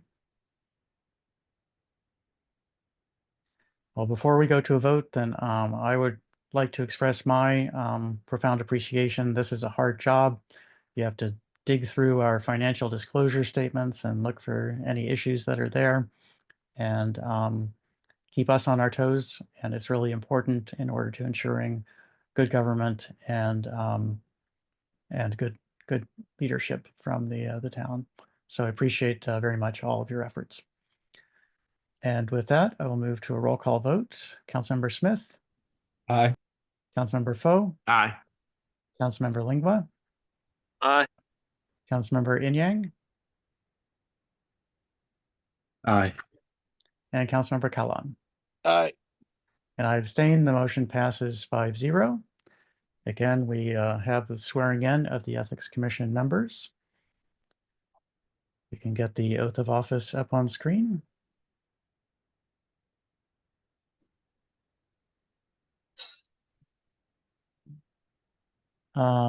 So if you could unmute and please raise your hand and repeat after me. I state your name. I, Corey Buford, Do swear or affirm, take your choice, do affirm that I will diligently and honestly that I will diligently and honestly administer the affairs Administer the affairs of the Ethics Commission of the Ethics Commission for the town of Riverdale Park for the town of Riverdale Park in accordance with Chapter 32 in accordance with Chapter 32 of the Riverdale Park Town Code, of the of the Riverdale Park Park Town Town Code, and that I will support the Constitution of the United States and and that I will support the Constitution of the United States, and that I will be faithful and bear true allegiance and and that I will be faithful and bear true allegiance to the state of Maryland to the state of Maryland, and support the Constitution and laws thereof, and support the Constitution and laws thereof, and that I will, to the best of my skill and judgment, and and that that I will, to the best to of the my best of my skill and skill and judgment, judgment, diligently and faithfully, diligently and faithfully, without partiality or prejudice, without partiality or prejudice, execute the office execute the the office office of, state your office, of the chair of of the Ethics Commission, member of the Ethics Commission for the town of Riverdale Park, for the for the town of Riverdale Park, according to the Constitution and laws of this state. according to the Constitution and laws of the state. Thank you so much again for standing up, for doing this very important work. You are sworn in and we can complete the paperwork over the next couple of days. Thank you so much. Thank you. Thank you. Okay, that brings us to legislative action item number 3. Motion to adopt the ordinance 2024-OR-11 regarding the 2025 town election. Does staff wish to provide a brief overview of this before we move to a motion? Director Barnes. Certainly. Good evening, Mayor Thompson and members of the council. This is our final step in adopting the ordinance that sets basically the date, time, and location for the upcoming town election. It also sets the candidate filing deadline, candidate filing fee, and provides the date and times for early voting. So this is the starting point, if you will, for the town election. So this ordinance has been advertised as required and is ready for the mayor and council to take action. Thank you very much, Director Barnes. May I please have a motion to adopt ordinance 2024-OR-11? So moved. Second. Motion by Councilmember Foe, seconded by Councilmember Lingua. Is there council discussion of this motion? Mr. Mayor, Councilmember Foe, go ahead. here in Riverdale Park, we support any and all opportunities to increase accessibility to voting, including extending the window for candidates to file. And simultaneously, we try to make our election judges' work a little bit easier. These are tremendous addendums to our code, and I support them wholeheartedly. Thank you so much, Councilmember Foe. Any additional council discussion of this motion? Are there any public comments? Hearing none, seeing none, I'll do a roll call vote. Councilmember Smith, Aye. Councilmember Foe, Aye. Councilmember Lingua, Aye. Councilmember Inyang, Aye. Councilmember Kellon. Aye. And I abstain. The motion passes 5-0. Next item on the agenda is a motion to adopt resolution 2025-R-01 regarding extension of permit parking zones. We could again have a brief explanation of the motion, the resolution. Chief or Director Barnes, whoever's taking this one. I can take this one. Good evening. At tonight's legislative meeting, staff requests the mayor and council adopt resolution 2025-R-01 to extend the existing permit parking zones for another 24 months. On January 9th, 2023, the mayor and council adopted resolution 2023-OR-01 to establish permit parking zones in town. Chapter 68 of the town code requires that the mayor and council review and, if applicable, extend the permit parking zones resolution every 24 months. Following the December 16th work session, staff drafted a resolution, which was then reviewed by Town Attorney Sussman. And I'll take any questions that you may have. Thank you, Chief Turner. If I could have a motion before we start discussion. So moved. Second. Motion by Councilmember Foe, seconded by Councilmember Inyang to adopt resolution 2025-R-01 regarding extension of permit parking zones. Is there council discussion of the motion? Any discussion? Mr. Mayor. Councilmember Inyang, go ahead. No, I appreciate the fact that we review these every 2 years to make sure that they're still filling the serving the purpose in which they were designed. And so I always appreciate the fact that we go through and look at this. I'm in favor of the parking permit designations, though, as I mentioned, like previously, I do think there are some opportunities to tweak some of them, especially the one in the Madison Hill neighborhood. And so, looking forward to, I guess, working with, you and town staff on what's the best vehicle to do that. But I don't want to hold up this process as a part of that. Thank you, Councilmember Inyang. Are there any additional council comments or questions about this? Any discussion of the motion? Are there any public comments or questions about the resolution and the motion to adopt it? See nothing, I will do a roll call vote. Councilmember Smith. Aye. Councilmember Foe. Aye. Councilmember Lingua. Aye. Councilmember Inyang. Aye. Councilmember Kellon. Aye. And I abstain. The motion passes 5-0. I'm going to ask staff to spend a little bit of time before we move on to the next item, discussing the next 3 agenda items, 5, 6, and 7. So with that, Mr. Town Manager?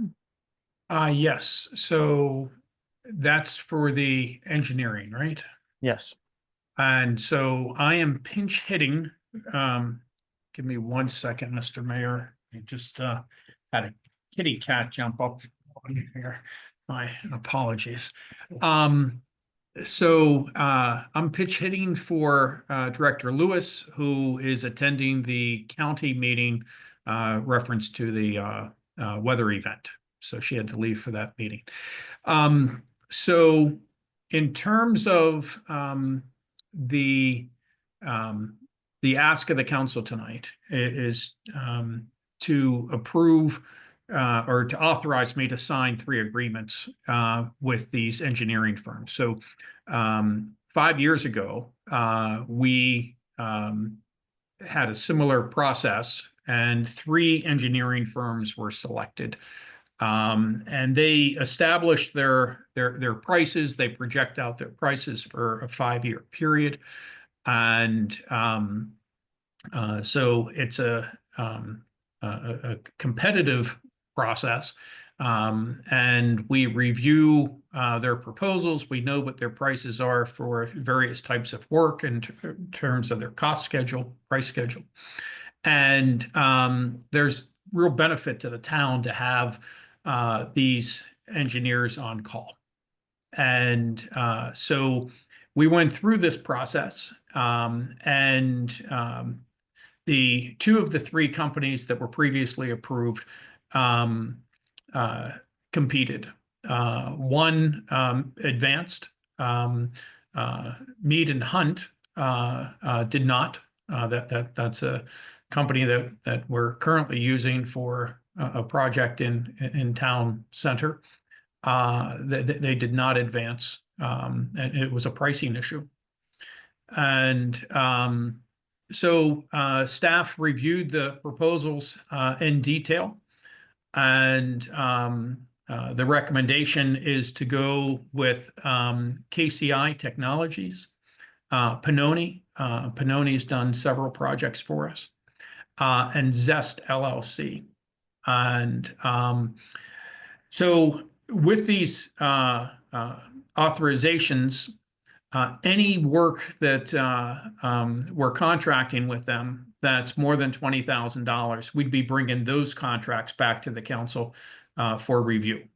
This essentially authorizes us to work with them, locks us in on a price schedule, and that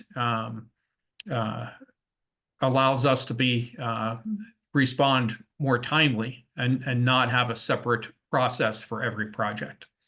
That's a benefit of doing it this way. And so with that, Mr. Mayor, I'll take any questions. It's something that we've done historically, or it's becoming historic. We've done it once before, but it worked well. If a company doesn't work out for us, for example, we had stopped using one of the original 3 probably about 2 years ago, simply because we weren't pleased with the quality of their work. And so there's nothing that locks us in that says you have to use these companies, but it makes the companies available for fixed price. Thank you, Mr. Town Manager. Council, do you have any questions or comments before we move into the motions? Because I'd like to just do the motions, move through them quickly. So any questions or comments about the process, about the 3 companies that were chosen? I have none. Thank you, Councilmember. Sounds like not. Members of the public, any questions now before we start moving into the fast 3 separate motions? Okay. then let's go ahead and start. May I please have a motion to authorize the town manager to sign an agreement with KCI Technologies for on-call engineering services? So moved. So moved. Seconded.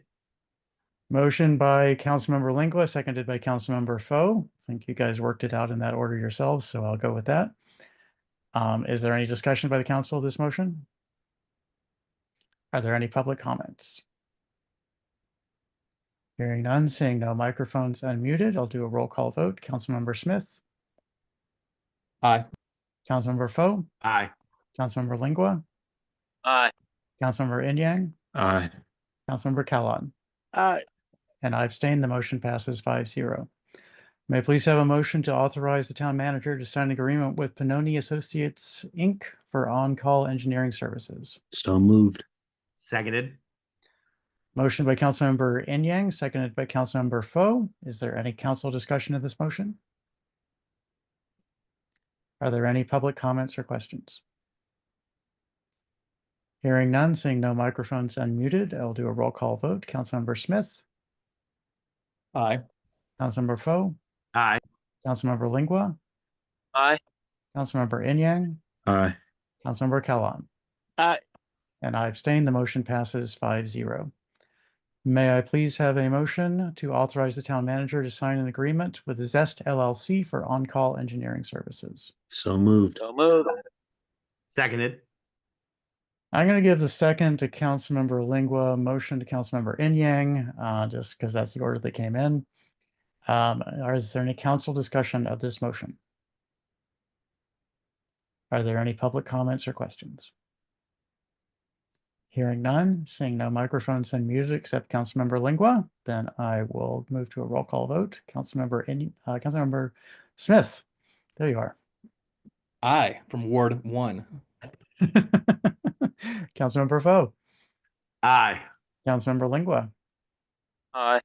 Councilmember Inyang, Aye. and Councilmember Callan. Aye. And I abstain. The motion passes 5-0. Sorry about the names there. Things jumped around on the screen and my attention did too. It happens occasionally. Next item on the agenda is a motion to send a letter to the Maryland Department of Transportation, State Highway Administration, consistent with the recommendation from the Walk Bike Drive Advisory Committee regarding the Riverdale Road Bridge project. If we could have a briefing from staff before a motion, I think that would be good for members of the public, certainly. Director Barnes, could you cover this one? Certainly, my pleasure. Good evening again, Mayor Thompson, members of the council and the community. This item was discussed at the December 16th work session. The Walk Bike Drive Advisory Committee reviewed the Riverdale Road Bridge project, specifically two aspects of it at the request of a resident in town. They have requested, the Walk Bike Drive Advisory Committee have recommended to the mayor and council that the town take a more formal position on a piece of the infrastructure which is related to I believe it's on the north side of the bridge, and it's 10 foot in width. It's consistent with other plans and related to this project. And it also included the raised crosswalk that is at the base of the bridge across the Northeast Branch Trail. So after that discussion on the 16th, the mayor and council seemed very supportive. Staff drafted a letter that is attached. I believe it's on page 2 for the mayor and council's review. And if approved tonight, the staff will submit that to the project director, project manager for the Riverdale Road Bridge project. Thank you, Director Barnes. Unless there are any questions, may I please have the motion to send a letter to the Maryland Department of Transportation, State Highway Administration, consistent with the recommendation from Walk Bike Drive Advisory Committee, supporting this change to this design request for the Riverdale Road Bridge project. So moved. Second. I don't know who got the second there. I think it was Councilmember Callan. So motion by Councilmember Foe, seconded by Councilmember Callan. Is there council discussion of this motion? Mr. Mayor? Councilmember Foe, go ahead. This is what we empowered the Walk Bike Drive Committee to do, to offer us suggestions to push this forward. And again, I support this. Thank you, Councilmember. Any additional council discussion? Any discussion or questions from members of the public?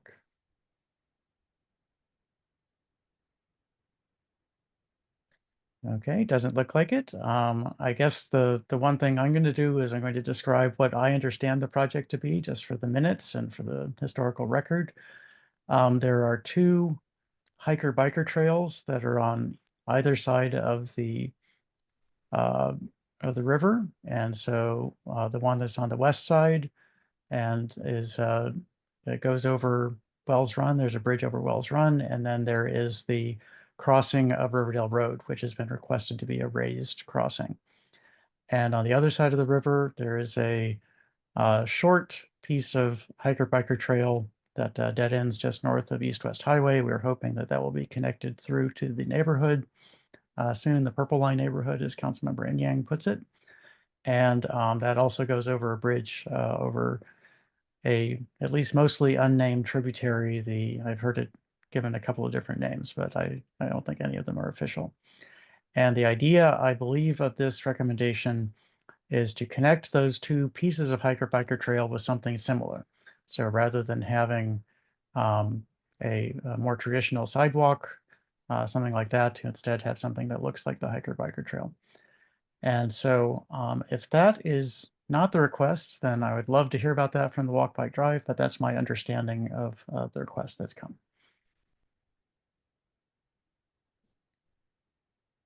And since all the microphones are staying muted, then I'm going to trust that that is, in fact, a decent description of what it is.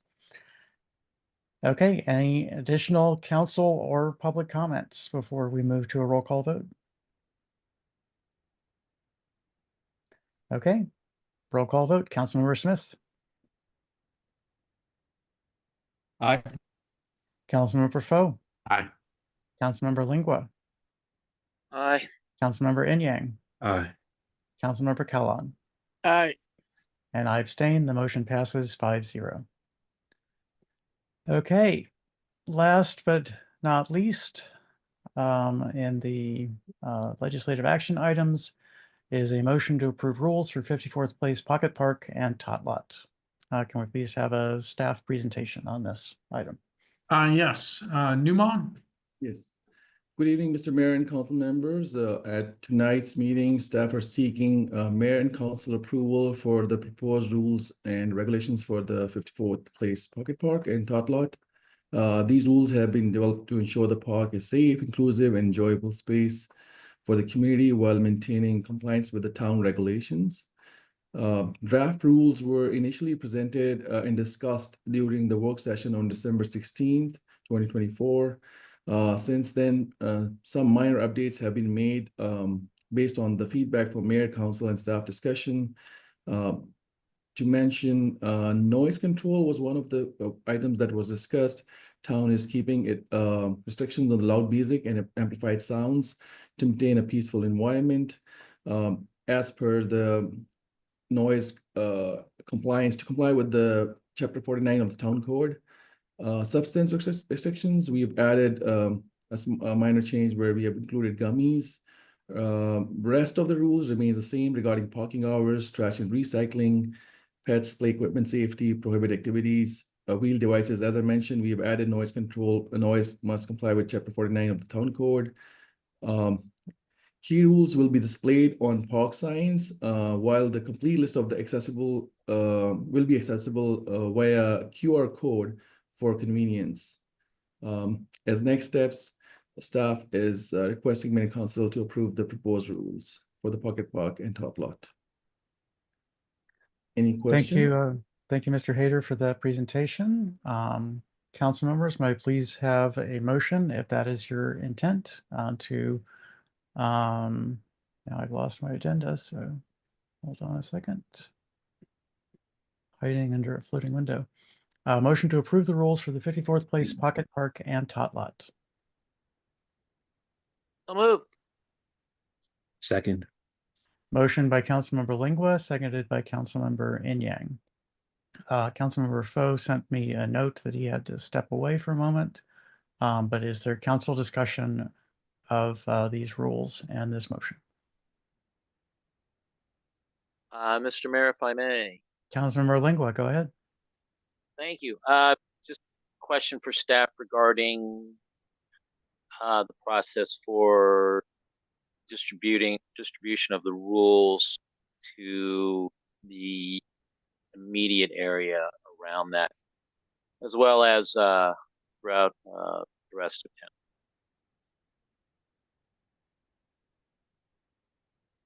So I'll work to respond and ask Director Barnes to supplement if I miss anything. So this is, as the council knows, the town's first owned park. And I think your suggestion, Councilmember Lingua, is spot on. We have to let folks know what the expectations are. And so I imagine that Director Barnes's operation, which in part handles all of our communications, will figure out a way to work with the multifamily property owners over there, the management companies, to perhaps put flyers and that about the park. We still have to schedule a grand opening of the park, but your point's well taken, and we have to figure it out in terms of getting the word out, sir. Thank you. Any additional council discussion of the motion to approve the rules? Are there any public comments on the motion to approve the rules? Ms. Anderson, go ahead. Hi, I just noticed you're just saying no alcohol, smoking, vaping, or gummies. There probably should be a clarification on what type of gummies you're referring to. The little Haribo bears might be insulted if you don't allow any gummies at all. Well, I think that the fact that it was grouped under substance restrictions is correct. I was looking at this earlier today and was thinking that perhaps just saying no alcohol, nicotine, or cannabis products. I think that covers all of the legal, or at least mostly legal substances that we'd be concerned about. Do the staff have any concerns with that rewording, and would the council be interested in addressing it that way? The staff have no concerns, Mr. Mayor. Okay. Do the council members have any concerns? I mean, if you're chewing your Nicorette, do that at home, I guess, but I think it's fine. I think the spirit of it is, I think, what we're trying to capture, so that's fine. Right, and I think that probably the police aren't going to be pulling people, off the playground equipment for chewing Nicorette, because you can't tell what's going on. But anyway, okay. So given that we have a motion on the floor, unless Mr. Mayor, Councilmember Callan, go ahead. yeah, concerning this park, as I said earlier, the last meeting, when they were talking, I know about rum and drugs, that is prohibited, but in the section of music, because when you are in the park, they have to play music to enjoy themselves. And what is the starting time and what is the closing time for this park? That's what I want to know. The beginning time and the closing time. Because sometimes when people are in the park, the police will just come, hey, DJ, turn off your music, it's time. So the park hours are item number 1, dawn to dusk. And that's a fairly common practice for parks in the county to have those hours. Okay. And so of course, that's not a specific hour, but I think that people are pretty good about being able to figure out when they should and shouldn't be there. And the music is as mentioned in item 7, that any production of noise in the park has to adhere to Chapter 49 of the Town Code, which covers the rest of the town. And so it's just sort of reiterating the fact that that certain things can and can't happen. Yeah, Mr. Mayor, some parks are not around the communities. Some are far away. So they are far away from the community, can't play music. They can in the Maryland National Capital Park and Planning parks. Then people do sometimes play music, and sometimes they play it louder than they should. And it is a overlapping jurisdiction, so they have to do that in a way that is consistent both with MNC PPC rules and with the town code. And so our town officers can issue a citation for violating Chapter 49. But I don't think they do that very often. I think it has to be a pretty egregious problem for that to happen. Okay. Well, that is my take. Okay. Well, as I said, there's anything else would be establishing an exemption from Chapter 49 about sounds that are produced by various sources of sound. So that I believe that the staff wanted to ensure that your question about music last time was addressed, and that was addressed by stating that it has to conform with Chapter 49. Any additional council questions? Mr. Mayor, if I may. Councilmember Lingua, go ahead. Thank you, Mr. Regarding that point about dawn to dusk, are we essentially considering dusk be the end time of, say, civil twilight? So the evenings, and I mean, I don't think mornings are going to be an issue, but I'm just wondering more about. Mr. Town Manager, do you or the chief have a opinion on where that edge is? Yeah, so I have my own thought, but I'm going to defer to Chief Turner in terms of when you would enforce that and tell someone they need to leave the park. Sure. It's generally at dark. So that would be at the end of civil twilight. Correct. Okay. Okay. All right.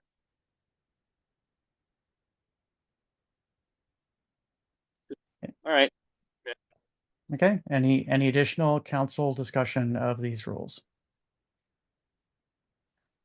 If I could, I would appreciate a formal motion to amend Rule 4 to read no alcohol, nicotine, or cannabis products. So moved. Second.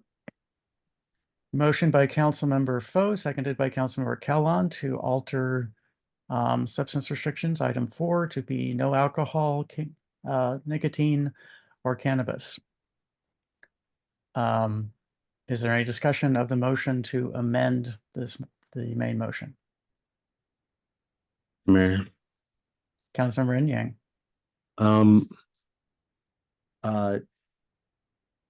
Is there a reason why we just won't say like alcohol or drugs? Like, you start going down the rabbit hole of naming some drugs, needles, pills, like I think we start talking about like actual things that are actually, impacting the kind of surrounding neighborhoods. I wouldn't want to go into something where like, well, that's okay, but that's not okay. Like drugs is sort of a known catch-all for things.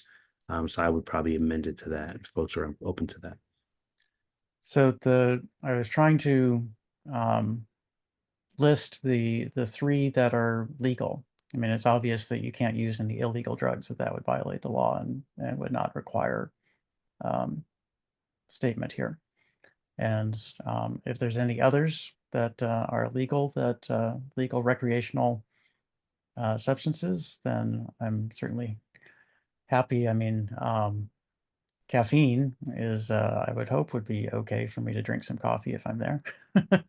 But I think we wanted to name them. But I mean, otherwise, at least in principle, caffeine could be on that list. And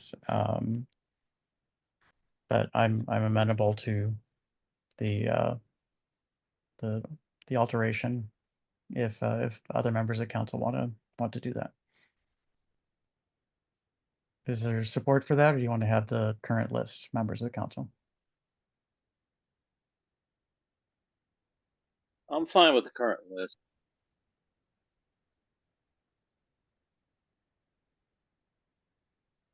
Yeah, I understand the thought process of calling out things that are restricted. I don't think it'll read that way. I think it'll just be like, it's already a list of things that you can't do.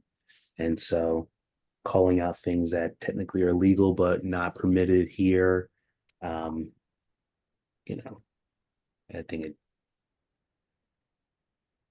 yeah. So,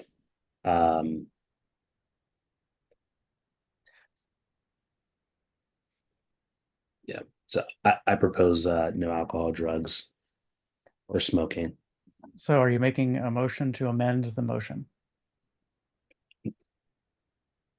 Yes. Okay, motion to amend the amendment to change from no alcohol, nicotine, or cannabis to read instead no drugs. Is there a second to that motion? Or smoking. Second. Motion by Councilmember Inyang, seconded by Councilmember Foe to amend the substance restrictions to read no drugs or smoking. Is that correct, Councilmember Inyang? Alcohol, smoking, or drugs. Alcohol, smoking, or drugs. Okay. Discussion of the motion to amend the amendment. Is there any additional discussion? Councilman, excuse me, Mr. Town Manager, go ahead. I would just ask the council consider the vaping with the amount of vaping that occurs, or if you're including that in your definition of smoking. It's a friendly amendment. Okay, so the change now is no alcohol, smoking, vaping, or drugs. Mr. Mayor, I think we'd also need to consider the use of oral nicotine products, be it loose chewing tobacco or what is now very popular, SINs, which is packet nicotine that's ingested the same way, which does cause people to spit.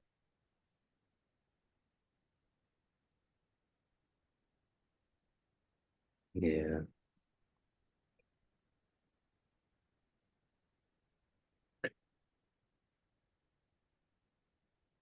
Councilmember Smith.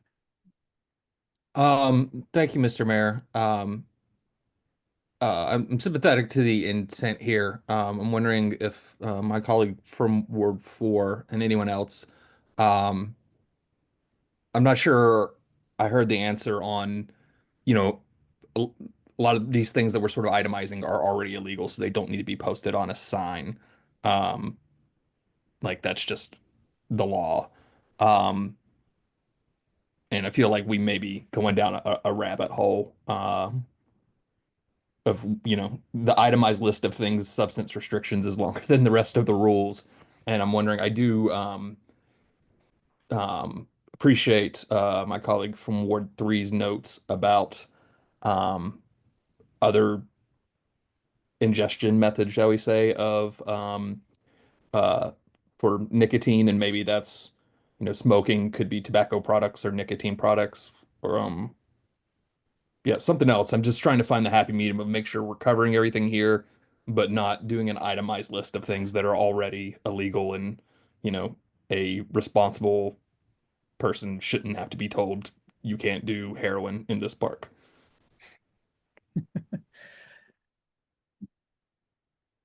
Additional council discussion of the motion to amend the amendment. Mr. Mayor, Councilmember Callan, go ahead. I want us to differentiate this smoking item because you have tobacco product, which people smoke cigarettes, and they have weed, and they have another drugs they smoke. Which one of them are prohibited? So if this amendment to the amendment is passed, and then the amendment itself is passed, then the list would be alcohol, smoking, vaping, and drugs. And so smoking would not be allowed, drinking alcohol would not be allowed At the park. at the park. You mean cigarette smoking? That's correct. The park is too big, man. It's an open space. People there, they smoke cigarettes. I mean, of weed is correct, and VP is correct. Alcohol is correct, but cigarette smoking, I don't know how that's gonna be. Well, then because it can prohibit somebody in the house not to smoke, or in a public place where people gathered, like in the bus station or somewhere in metro station. That is correct. But in public park, so this is a public park that is aimed at children and particularly young children, and this was the proposal from staff, and we have discussed it at several meetings, and now we have a motion for motion. So I would have to consult the rules of order. I think we may be able to do one more amendment to the amendment, but the other option is to simply vote this back. But why don't I let the other council members respond to your thoughts? okay, you're talking about the children. Some of these people, adult people, they smoke, but their children are there. They smoke cigarettes. Their children are there. If some of them are, let me say, if we say about cannabis and other item, drugs is better. But cigarette smoking in the park, to prohibit that one, I don't know. Because now, well, the police are going to arrest a lot of people. Because that's why I say, because a lot of people smoke cigarettes. Okay. You see? So I don't know. That's my take anyway. Okay. Councilmember Smith, I believe you had your hand up first. Thank you, Mr. Mayor. I appreciate the comments from my colleague in Ward 6. I'm thinking, am I correct that this, if as I remember the situation of this park, there's plenty of open space around it. So if a person so chose to smoke a cigarette while there, they could pretty much, walk 4 feet away and be in a place where it would be legal to smoke. Is that correct? Yes, although the two adjacent, longest adjacent properties are private property, so they would be standing on somebody's private property. There's sidewalks relatively close around. Yeah, I appreciate that clarification. I would also note that like this park is very small. Like if you were inside the bounds of the park, you would be standing within arm's reach of a piece of playground equipment that is likely weight restricted to where no adult could use it. So you would literally be, blowing smoke on children. So I think this is, it's an entirely appropriate restriction. Thank you, Councilmember. Councilmember Lingua, you're next, I believe. Thank you, Mr. Mayor. Question for staff. When are you looking to officially open the park or have the park be put in use? And I'm pinch hitting for Ivy again. The construction fence has come down, and so technically the park is open. We haven't officially opened it. Newman, can you provide some clarity there? Yeah, I do not have exact information, unfortunately, right now, but yes, it's yeah, I mean, I'll have to get back the to park that. is accessible. The park's accessible to users now. Is that correct, Numa? Yes, it is accessible, I believe, yes. Except for the snow. Yes, except for the snow. Okay, does that answer your question, Councilmember Lingua? Is accessible. People are using it at this point. People, Except for the snow. people can, in principle, use it at this time.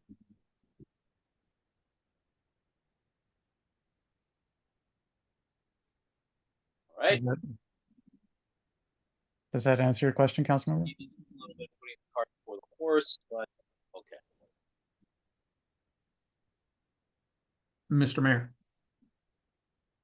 Yes, Mr. Town Manager. I would just share with the council, the construction fence came down not at a time of our choosing. The vendor was said to leave the construction fence up until we had finalized all these things. And that didn't happen. Okay.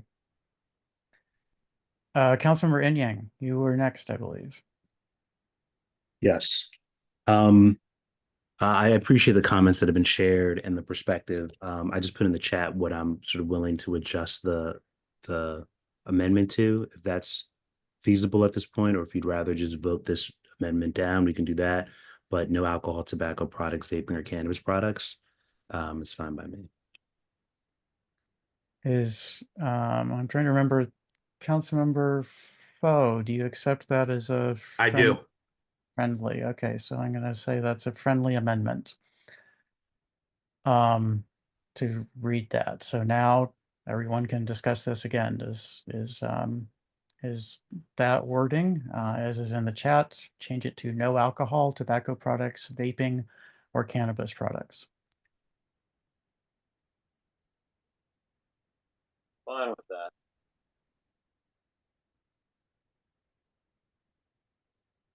I'm fine with Okay. that as well. Okay, sounds like everyone is okay with that on the council. Are there any public comments on this? Mr. Hayter, do you still have a informational comment to make, or is your hand just? No, just a quick point that the Montgomery Parks, effective July 1, 2016, prohibits smoking and use of tobacco products.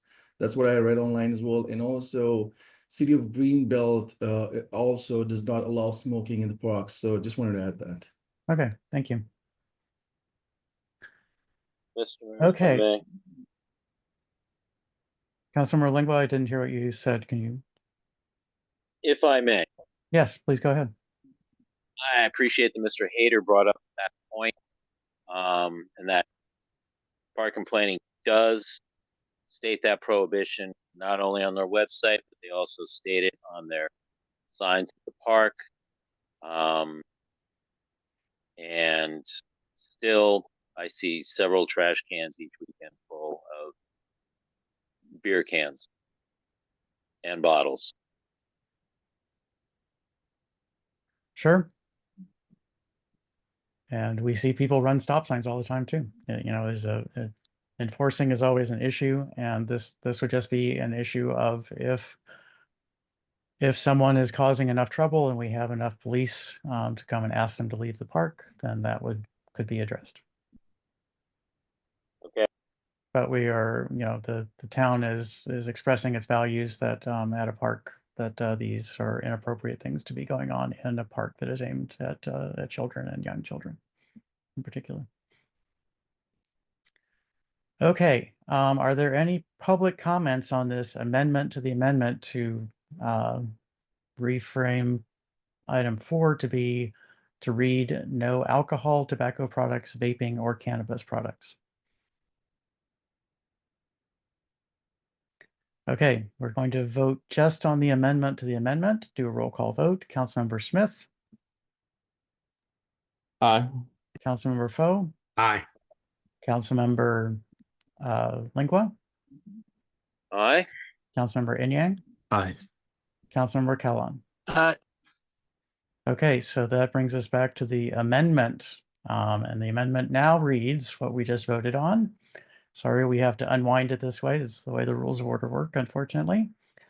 The motion is now to amend the current language, which is no alcohol, smoking, vaping, or gummies, to instead read no alcohol, tobacco products, vaping, or cannabis products.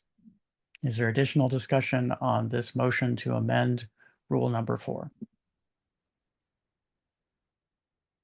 Are there any public comments on this motion to amend, amended motion to amend rule 4? Okay, let's do a roll call vote. Councilmember Smith, Aye. Councilmember Foe, Aye. Councilmember Lingua, Aye. Councilmember Inyang, Aye. Councilmember Kellon. Aye. And I abstain. The motion passes 5-0. We're down now back to the main motion of the rules, with Rule 4 being amended to read substance restrictions, no alcohol, tobacco products, vaping, or cannabis products. Is there any additional discussion of the main motion to approve the rules of the park? Are there any public comments on the main motion to approve the rules of the park as specified and amended? Hearing none, I'll do a roll call vote. Councilmember Smith, Aye. Councilmember Foe, Aye. Councilmember Lingua, Aye. Councilmember Inyang, Aye. Councilmember Kellon. Aye. And I abstain. The motion passes 5-0. That brings us to unfinished business. Unfinished business item number 1 is authorization for the town manager to sign an agreement with AJE Networks LLC for council chambers camera project. I think we might want to have a staff briefing on this. Go ahead. Yes, and Mr. Mayor, if I may begin, we're not seeking any authorization this evening. I had mentioned this earlier in my comments about asking for a special legislative meeting at the end of the month where we will be asking for approval. I'm going to ask Director Barnes and Newman to walk us through this. This has been a very long process. We started back in the summertime trying to figure this out. This is a lot of money, but when we compare it to what College Park has spent on their system, I believe they spent about $400,000 on their system. So this is significantly scaled back from what they've installed in their new town hall. And so with that, Director Barnes, if you have some introductory comments and however you want to handle the rest of this presentation. Thank you, Town Manager Listician. As Town Manager Listician mentioned, this has been a very long and far more complicated process than I think staff had envisioned. I'm going to ask that Special Projects Coordinator Hayter goes through the steps that we've gone through as far as the procurement process goes. And then we could talk a little bit more towards the end about how we landed at the recommendation to the council and what staff believe we can do to move forward. So Newman, if you wouldn't mind covering the background information, please. Good evening again, Mr. Mayor and council members. As town manager mentioned that we'll not be asking for a formal acceptance of this, but yes, to just provide some background, the town issued the first RFP on June 21, 2024, which the responses, we only got one response, and the response was not in, meeting the needs of the town. We then hired a consultant, Marcella Shepherd, to help us throughout the process, which included, statement of work, required, and also evaluating the proposals. We issued the RFP, and again in September 2024, the town received 3 proposals, which were evaluated through interviews and technical reviews. We then were shortlisted 2 companies, which we thought were in compliance or were most responsive. Out of those 2, AJE Networks was selected as the preferred vendor due to their comprehensive and all-inclusive approach, which included installation, interpretation, translation, and maintenance with a predictable 5-year cost structure. While another vendor proposed a lower installation cost, their high recurring fees made their proposal less viable for the town long-term needs. That's the background for the procurement process that we have followed till now. Regarding the cost, the total project cost, of course, exceeds the budget. The staff have identified funding sources for this to provide a solution. 195,000 which will be covered by CIP funds is what we have right now. We also need 21,845, which will be covered to annual. That's required for annual maintenance, and we are also reviewing options for the remaining 50,540, which exceeds the budget. This also includes the 5% contingency. Jessica, would you like to include something else here? Certainly. Just wanted to break this down just a little bit further. So the 270,385 includes a 5% contingency. That's only on the installation component of the project. The installation also includes any of the electrical work that we would need for the AV system and everything within the council chambers. So that includes everything at that one time. The maintenance, the vendor has been able to give us a 5-year schedule for the maintenance, and it's ranges between, I think, starts at 21,000 and maybe ends at 25 or 27. Numan, you might be able to correct me on that. We did confirm with the city of College Park that they do have also some similar expenses, annual expenses that they pay for as it relates to their AV system. It's not maintenance per se because they have their own IT staff, but these systems are a lot more complicated than they seem. So this package has everything that the council was looking for. It's definitely more expensive than we had anticipated, but in looking at our neighbors who recently had a brand new system put in, it's not quite as expensive. We're paying most of the cost on the front end. Out of our 2 proposals, I just wanted to share that so the cost initially on the front end is for the whole package. So that would be a CIP cost with a operating cost of this 21,000 per year, which was the maintenance. The other proposal had quite a huge impact, I would say, on operating. It was a lower cost on the front end, but it was a lot more expensive annually when it came to interpretation services and maintenance and all of those things. So this was a more complicated process, just kind of pulling through all of the proposals and determining what the best recommendation would be from staff to council. So the $195,000 in CIP, $195,000 in CIP is PEG funds, and that's what we have at this time. The 21,000 will have to be absorbed into operating each year, and then the remaining funds we're working with the finance department to determine the plan for how to meet the remaining costs.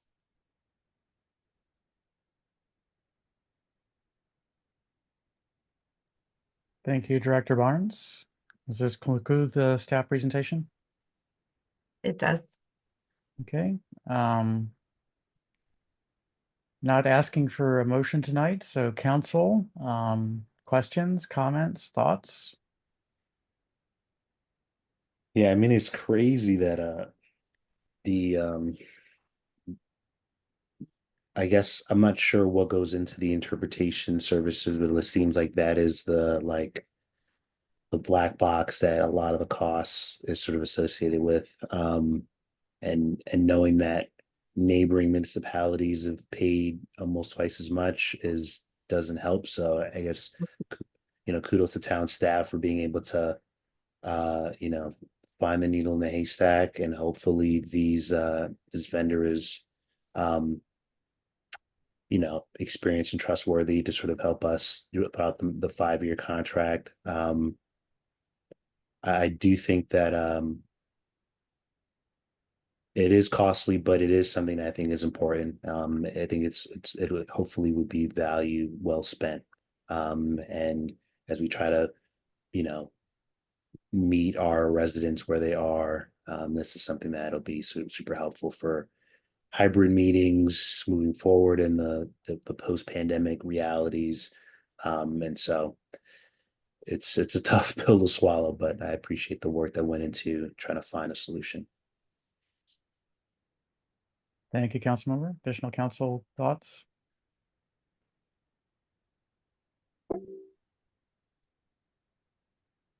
Councilmember Lingua, your microphone is live. Do you want to say something?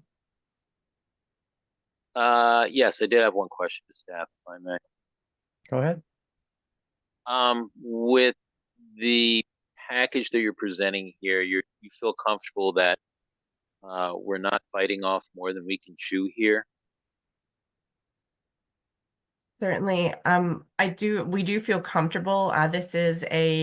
This package, especially when it comes to the maintenance and support, has an unlimited amount of support for us. The products are also, according to our consultant, of course, top of the line. They are very high-end products, but not anything that we shouldn't be able to handle ourselves.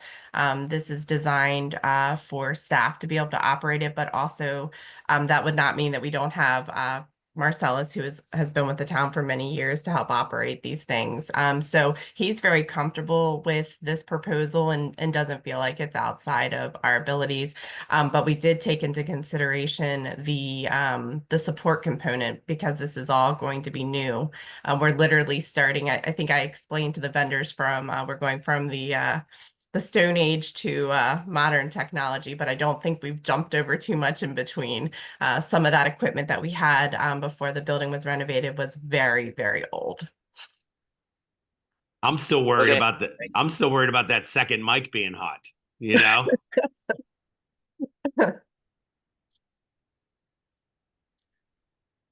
Did that answer your question, Councilmember Lingua? Assume so, with the muted microphone. Additional council thoughts? Are there Mr. any Mayor? Yes, Councilmember Foe, go ahead. I just, coming from teaching classrooms of multilingual learners, I've entered into a classroom space for the first time in my career where I have non-English speakers commingled with English speakers. And as we talk about equity, I think translation is at the core of a lot of what we do. It needs to be second nature. It needs to, especially in a community like ours, where the data leads us into that kind of decision making. I balk really hard at a $270,000 price tag, but simultaneously, if we can make this accessible to all very easily, specifically covering that linguistic portion of it, I think it's incumbent upon us to be able to do that for our residents. So it's where I am at. Thank you, Councilmember. Additional council or public comments on this topic?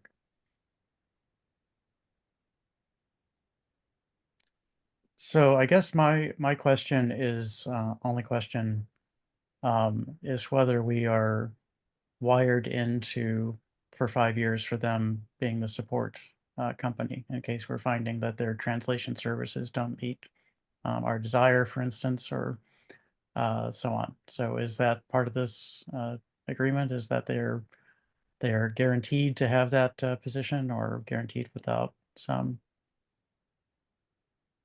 Numan, is that a guarantee? Is it a 5-year contract, or is it just year to year? I'm not certain. I'd have to look into that, Mayor Thompson. We will definitely confirm that, but I believe it's a 5-year contract. But then again, we can negotiate that and try to see what they say, if they're willing to do it on a year-to-year basis. I believe the annual maintenance is yearly, which includes translation interpretation, which Jessica was referring to, which starts from 21,000 to 27,000. So there's an increase of 2,000 every year, about that amount. So it's up to us if we want to, I think, include that or not, because it includes not only the maintenance, but the translation and interpretation. Is like a package that they're giving us. And to our what we've seen in the proposal, I think it's a good package, because if we just take the translation separately, or the interpretation, that only costs a lot more than what they're providing us in terms of a package, which includes, like Jessica mentioned, unlimited support, which generally is per ticket, what we have seen from other proposals. So that cost can go, very high if your tickets are more than what you expect. So yes, I believe it's year to year, but again, we'll confirm that.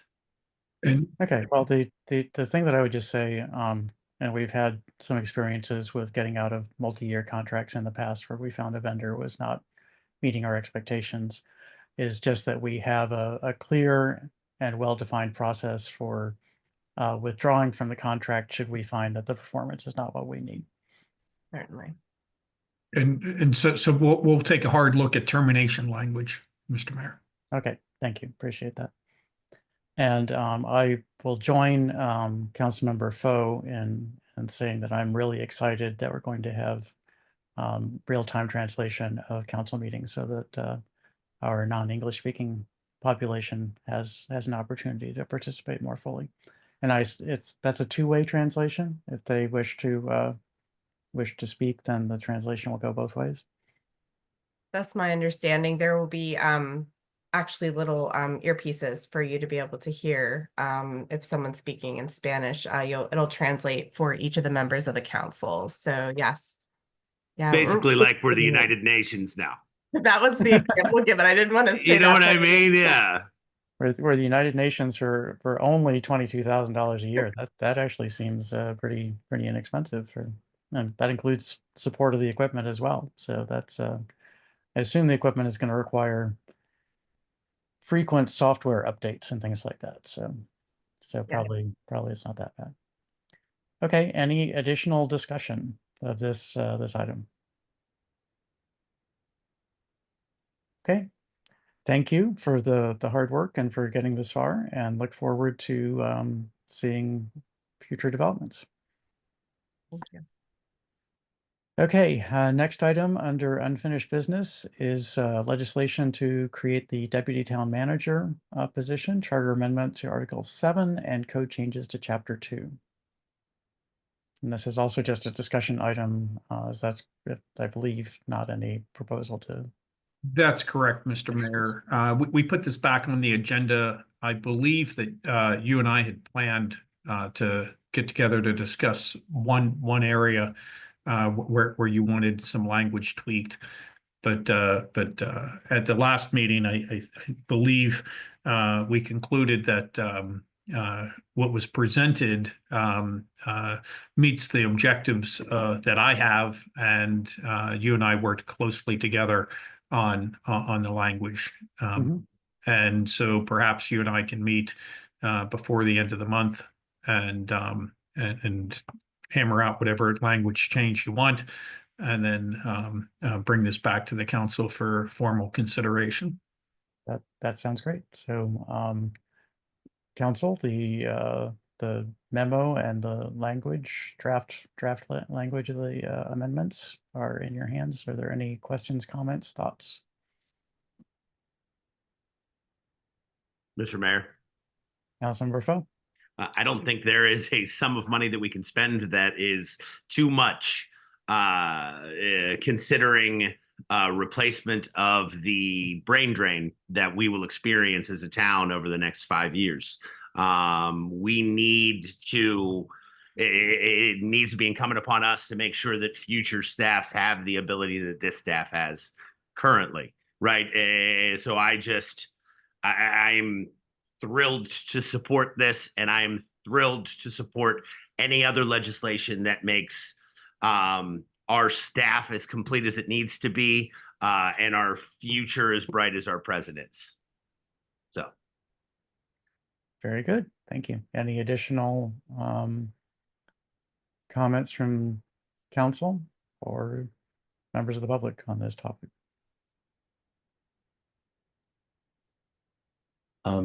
Only question I have is just who's the current director of development services, is that like the new name for, is that like community services or? No, so development services is Ryan Shelton. And these are the department heads as defined in the town charter. Oh, okay. That's why I don't recognize it. Are we gonna, do they need to be updated to like, are we, if we're, you know, under the hood, updating them all, or is this currently like the latest and like current, like, This is, I'm sorry, sir, go ahead. no, just the current titles for everyone. This is like, you refer to it now, like, I guess the development services, I guess, threw me off. I've always sort of used like a bunch of different things for Ryan, so maybe I was wrong. But if this is what we currently use, then that's fine. If there was a need to maybe update it, maybe we might want to do it all at the same time. But if this is current, then that's fine. Yes, this was last updated just in 2020, I believe, in June of 2020. It is, and it is current. Okay, thank you. Any additional council questions or comments? Mr. Mayor, if I may. Councilmember Lingua, go ahead. Thank you. It's regarding, where are we here? 702.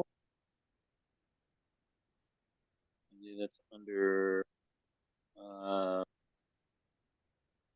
702C, item sub number 4,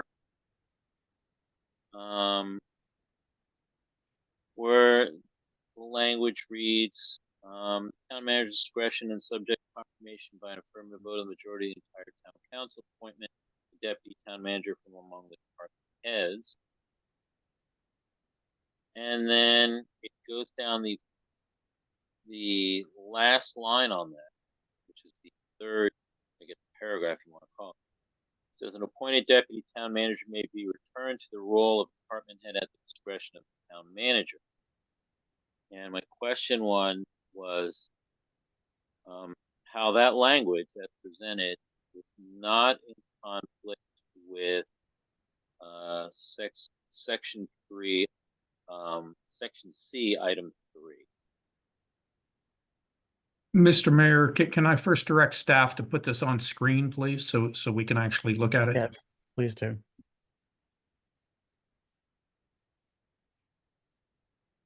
So we're looking at section 702, you said, sir? Yes, 702. A little bit further down. So it's in section paragraph C, or item subsection C, that starts with the town manager shall. Gotcha. I was looking at, I guess call it paragraph 4, or subsection 4. The last sentence where it says an appointed deputy town manager may be returned to the role of department head at the discretion of a town manager. If you can scroll down some more, please. Just a few lines, though. Yeah, stop right there. Back up. If it could be explained to me how this language as presented does not conflict with just a little above that, paragraph C, to appoint department heads with written notification to the town council, allowing the town council to comment period of days, and with the consent of the town council, remove May I answer that, Mr. Town Manager? Sure. Okay, if you can, whoever's controlling the screen, scroll down to where 3 and all of 4 appear. Thank you. So section or clause 3 says that the town manager shall appoint department heads, which is new language, and specifies removing department heads with the consent of the town council. And so the deputy town manager is a position that is not a department head. And it is appointed from among the department heads, but that position is not, it's sort of a an overlay position on the department head. And so the idea that I had, and working with the town manager who was in agreement with me, is that because of the succession role of the deputy town manager, that should the town manager be unable to discharge their duties, that this person would automatically become the town manager, acting town manager, until such time as something else could happen. That we needed to have council approval of the deputy town manager, but that because the main intent of this is as a training and knowledge transfer and succession activity, that the town manager should not have to seek permission to take the overlay title off of that person and put them back in the position of being their department head. So for instance, if we'll just say that if the chief of police was appointed as specified under clause 3, and then became the deputy town manager, they would still be the chief of police, and but they would be doing deputy town manager job as well. And then the town manager, upon completing the training, could simply say, okay, now you go back to being the chief of police, and maybe we're going to train somebody else as deputy town manager, or we'll see. So that was the idea. Does that make sense? Not really, no. Mainly because what I'm seeing here is that as us informally appointing a deputy town manager, we are putting forward, for that person, a level of authority, responsibility, and liability that we're confirming on, just as we do with department heads. Yet their dismissal from that position, because that's what a return to being a department head is, be a dismissal from being a deputy town manager with those levels of authority, responsibility, and liability, without the consent of the town council. So I would just say this. My suggestion on this, Mr. Mayor, is that, if it hasn't already, because it may have, and that just hasn't been brought forward yet, that we run this by Mr. Sussman's office to see if this is kosher. So is your concern that, and again, if whoever's controlling the screen could scroll down so that 3 and 4 are both on at the same time. Is your concern that the last sentence of clause 4 conflicts with clause 3? And that's why it requires legal review, or is the concern that you? Yes, I think you just hit it. I don't see the explanation being in what you just said about this, not, how this isn't in conflict. And my suggestion would be that we get this reviewed. And so that this is just a question of law and not a question of intent and policy. No, question of law. Okay, we can have it reviewed. I mean, the question is, for them is what's written here and what's written here, is this conflict? And does something need to be revised? It's not. Okay, we can certainly have the town attorney review that. Thank you. Mr. Mayor.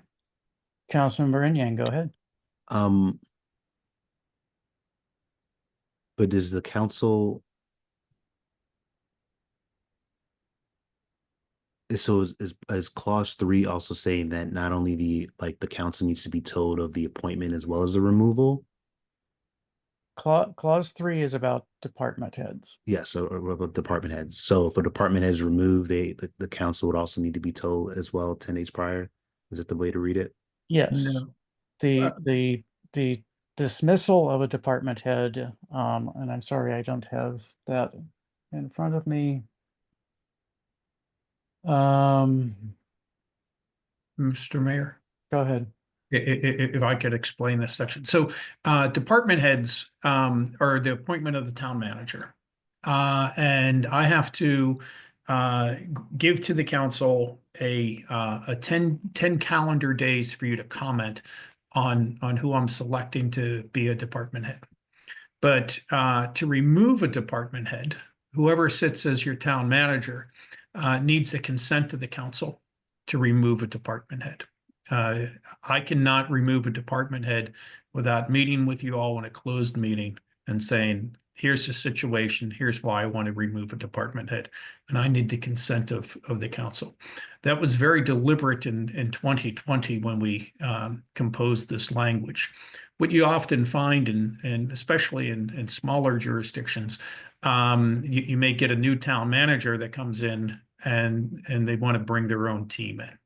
And you don't have to look far for where that's happened in other municipalities, where you get a new town manager and then you find all the department heads are gone. And that's not healthy for the organization.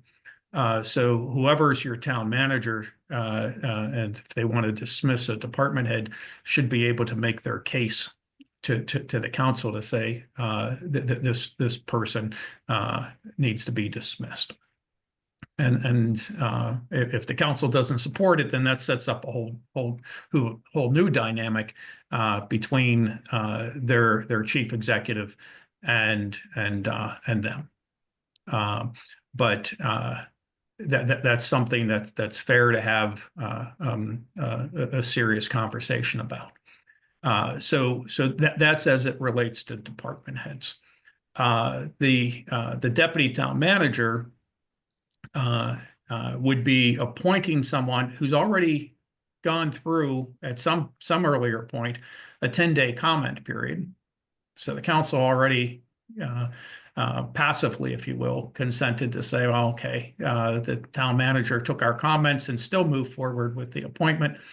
And now that person would be approved by a majority of the entire council as the deputy town manager. Returning that person, and there is a history in town where there's been a deputy town or administrator under the old form of government previous, and those positions have been eliminated in the past. So you had a deputy and then you didn't have a deputy. And what part of my intent, in addition to everything that the mayor articulated, is to also provide for, well, if there's not a deputy, does somebody have an off-ramp back to what it is they were doing before? Or if things don't work out, someone may be appointed a deputy and it doesn't work out. Does that mean they're no longer employed with the town? Or does that mean they go back to their previous position? So it's also building in some safeguards for whoever it is that may be elevated to a deputy position. That's another level to this. But I understand Councilmember Lingua's concern, and we'll talk with Mr. Sussman about that. Yeah, I think you appreciate the explanation. I think what you mentioned, so reading 4, it's not every time a new deputy town manager it's not the town manager's discretion and appointment, but the subject and confirmation by an affirmative vote of a majority of the entire town council. That affirmative vote that's the one that was when they were becoming a deputy, a department head, is what we're saying. It's like a passive. Well, no, for number 4, yeah, that's appointed a deputy town manager. That's an actual vote of the council. The same as it is when a town manager is appointed. There's a public meeting and there's a public vote. And because a deputy town manager may become the acting town manager if something happens to your town manager, either through dismissal or otherwise that position becoming vacant. It's important. I understood the mayor's point. It's important that the council is saying we're okay with this person. we've been working with this person. We passively said we were okay with this person when they were a department head, but because of the possibility they may be taking over the town manager's responsibility, there's a role for the council to say, yes, we're okay with this person being in that higher position. Yeah. And then, but then developing an off ramp, because there's other scenarios as well. You may end up with a new town manager who doesn't want the deputy as a deputy, and it provides an off ramp to say, well, I'm going to put you back as a department head as well. Yeah, I agree. I think so. I appreciate the clarification that it's not the deputy town manager would need a new council vote, and I think that makes sense because of the potential role that they could be stepping into, similar to a town manager. And I think the off ramp part is, I think, where and maybe that's where my colleague from Ward 3 is coming at in the, you mentioned earlier the idea of how do you protect against a town manager who may, for whatever reason, want to dismiss a person and the council not be weighed in on what the reason is behind. And something similar could happen too, where, we all agree that they should be deputy town manager, and then something happens and all of a sudden they are no longer deputy town manager. And I guess the way it's written now, the council wouldn't have to weigh in on that. And so I think the idea of an off ramp makes sense. I think people shouldn't feel like if they take this role, if it doesn't work out, then they could be unemployed. And so being clear that if it doesn't work out, you default back to your previous role. How we loop the council in, I think, might be something to think about. Do we want to have a vote every single time? And then I also think of just like in the instance of, like, I don't know, emergencies or something like that. Like we also want to avoid the, having to do an emergency meeting to bring the town in, in order like bring the council together to do a vote. So and Mr. Mayor, in listening to Councilmember Yang-Yang's position there, I would say that from my angle and what I'm asking for, and what I think is best for the organization to address our reality of losing, I don't want to call it a brain drain like Councilmember Foe did, but you are going to lose a lot of the current folks in a very tight period of time is what we're projecting. And but I would not oppose language for the removal of a deputy town manager to require the consent, the same as it does with the department head. That would not give me concern. And consent, as I read it, and from my experiences, is different than a formal vote, a public vote. Consent, I think that the council can give general consent to, especially on personnel matters, if someone's being removed. But that could be a separate question for Mr. Sussman if you have a different interpretation of general consent versus an affirmative vote of the entire council. Okay. Why don't Are you okay with that, Mr. Mayor? I'm fine with that. I mean, I was trying to build some more flexibility for being able to move people in and out quickly as we saw. And I thought through several possible scenarios, and I didn't see a strong need to do this, because if you read further down in the language, then the council can act to appoint someone else as an acting town manager. And I if I remember correctly, I haven't looked at this today, an acting town manager also serves at the pleasure of the council and can be removed with no issues. And so a department head who was appointed could be, and then took on the duties of the acting town manager, could be replaced by the council and without any issues. Would you prefer we just follow up with Mr. Sussman then, Mr. Mayor? Yeah, and if, if it's the sense of the council that they want to consent to the removal of the deputy, and you're okay with that, Mr. Town Manager, then we can move with that change also. For me, if consent is more, I think it's the potential lack of awareness, right? Where like a change can be happening, the council is not aware. Like the idea of, there could be a world in which you might want to cycle through deputy town managers as an example, right? Maybe like the 3 to 4 years, maybe it's like, hey, for whatever reason, we want people to get a sense of this maybe every year or like every 9 months or so, as an example. I don't think like a formal vote, but some type of awareness, I think is at least for me. And so is that wrapped up in the consent where it's there's an awareness and not a, I thought this person was a deputy town manager. Oh no, the town manager actually dropped them for someone else. I think that's a concern that I have. I don't think a formal vote is necessary, especially since the person is just reverting back to their department head. But So that could be addressed by simply requiring notification of the town council of the change. I'd be in favor of that. Okay. And Councilmember Lingua, are you okay with, again, verifying that that 4 and 3 are legally consistent? Are you okay with that change? I'm just sticking with my original request that this be reviewed by Mr. Sussman's office to make sure Okay. that those lines that I brought up are not in conflict with one another. Okay, very good. Okay, any additional discussion of this proposed legislation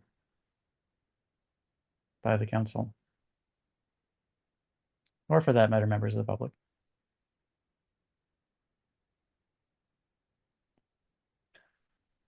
Okay, let's move on to the next item under unfinished business, the forms for town manager performance review. Late last night, I sent electronic versions of these forms. I and everyone else on the council, I believe, is pretty trapped in their homes right now, but I can print out versions for those who need it. Please let me know, and I will get them to you as quickly as possible. And in that email, I noted that the end of the review period is not until midnight on the 19th. I'm not sure if it said midnight, but midnight on the 19th of this month. And so please hold off on completing your evaluation until that time. You can, of course, draft it as much as you want and get very close to the end, but please don't punch the send or seal the envelope to give it to me until that time. Any questions from council members or comments?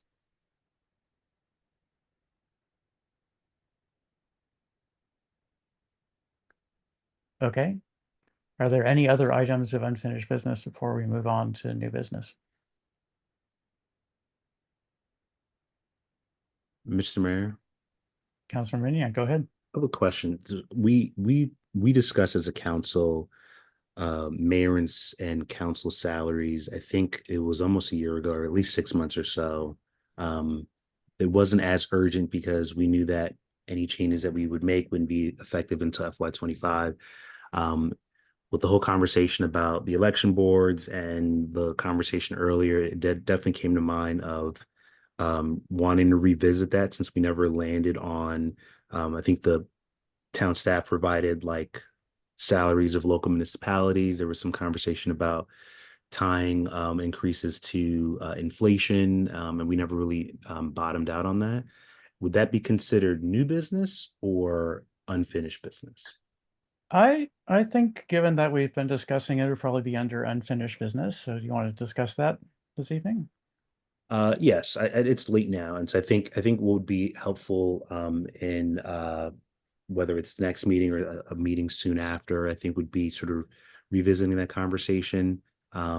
Whether it's bringing back out the list of local municipalities. There wasn't a clear consensus since everyone's kind of different, but I do think it's really important as we talk about equity, we talk about accessibility in our elections and as a town, that we sort of revisit what the compensation is for mayor and council moving forward, knowing that, the last time we set this was it's 2025 now, maybe 10 to 12 years ago. And we may not set it again for another decade or so. And so being thoughtful, intentional about what that looks like, knowing that it's already been raised that a barrier of public work, a barrier of entry into people sort of seeking public office. We've been told it can be around some of the cost prohibitive of sort of the time commitment running for council and serving as mayor on council. So I think it's really important. I understand that it may not be good politics to do it in an election year, but I think, the stakes are high, and, another election cycle later would mean 2 more years of potential disenfranchisement for folks who may be wanting to run, but don't feel like it's in their best interest to, from a financial or personal burden. Okay. Councilmember Smith, do you want to comment on that? Yes, Mr. Mayor, I just want to concur with my colleague and just say I appreciate raising the issue in conversations with my colleague from Ward 4 and other folks on the council. I think the sense I've gotten is we're not a group that is particularly concerned with the political consequences, but I still appreciate that it takes some courage to bring that up because it's not a popular thing as an elected official to say I should be getting paid more money, and I don't think either of us. I'll speak for myself. I know I am not, approaching this as demanding more money for myself. I presume that's the case for others on the council, but don't want to speak for anyone. But it is a hindrance to some people from being able to participate in the governance of the town. And whatever we can do to make it more possible for more people to be involved and represent constituencies from all of our wards, I think that's a valid endeavor, and I think we should do what we can to move forward on it. Okay. Would you like to discuss this outside of the meeting? Would you like to direct staff to provide a proposed legislation, perhaps as soon as the work session this month, since we're running short of time to pass amendments to the code and possibly charter? Yeah, I think it's I know time is of the essence, and happy to talk offline in terms of, I think, sample legislation that can be sort of laid out so at least we can move quickly on the process. I think there's a conversation on making sure that we have enough time to make any changes so that it's in effect by the election is one thing. And then I think the other is just a conversation on what the number is and like a budget financial standpoint. And I know the only thing that I would hope maybe staff can think about is we talked about sort of like, what would it mean to be tied to some type of inflationary, like Consumer price index? Maybe CPI or something like that. I don't know if there's like downsides to that, but an opinion might be helpful. I don't know what happens if inflation goes down. Does that mean like it changes, or is it one of those like only increases of changes times that it increases? So things like that, just it'd be helpful to at least have some type of thought process around that, but would definitely appreciate offline work to help bring that. If it could make it to the next work session, I think that'd be great. Okay, well, why don't we discuss it offline, and I will reach out to the town manager to see what we can do for legislation. I have at least something to discuss at the work session. Does that seem reasonable, Mr. Town Manager? Yes, sir. I just looked it up. I believe it's just going to be a code change to chapter 2. And would it require a charter change if we wanted to tie salaries to the consumer price index, for instance? I don't believe so. I think we could address that all in the code, but we'll check with legal staff. Okay, very good. Thank you. Okay, any other items of unfinished business?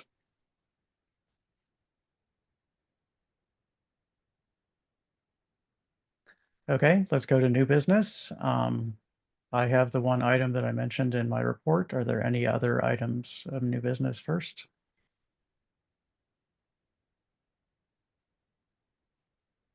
Okay, I would like to to propose that the town council should send a letter of thanks to our federal delegation, including if we can still get in touch with him, the now retired senator who actually helped shepherd it through.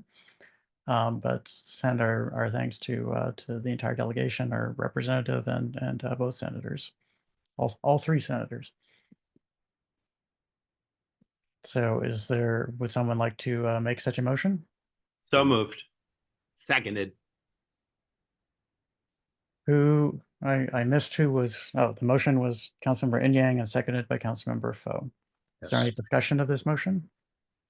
I just would say I think it's it's been a long journey and we're not out of it yet, but I think at least recognizing the efforts is the least that we can do, and so fully support this, knowing that we may need their support to kind of get over the hump. So I think one, just in the hope of engaging them moving forward, as a reminder of we're not completely done. That sentiment being included in the note, if at all possible, even if it's subtle, would be appreciated. Definitely will work to do that. Okay, any additional council comments on this motion? Councilmember Lingua, your microphone is open. Are you want to say something? Now that we've gotten our first wish, it is time for us to be careful. It is time for us. To be careful. Sure. But I think a letter of thanks to the people who helped us get our first wish is still being careful. Just an observation, Mr. Mayor. Just an observation. Mm-hmm. Okay. Any additional council or public comments on the motion to send a letter of thanks to our federal delegation? I'll do a roll call vote. Councilmember Smith? Aye. Councilmember Foe? Aye. Councilmember Lingua? Aye. Councilmember Inyang? Aye. Councilmember Kellogg? Aye. And I abstain. The motion passes 5-0. Are there any other items of new business? If not, may I please have a motion to adjourn? Motion to adjourn the meeting. So moved. Second. I think the motion to adjourn was Councilmember Inyang and the second was Councilmember Foe. Does that sound correct? Is that willing to go with that, guys? It was Sure. perfectly timed, yes. Okay, we neither debated nor discussed, so I'll do a roll call vote. Councilmember Smith? Aye. Councilmember Foe? Aye.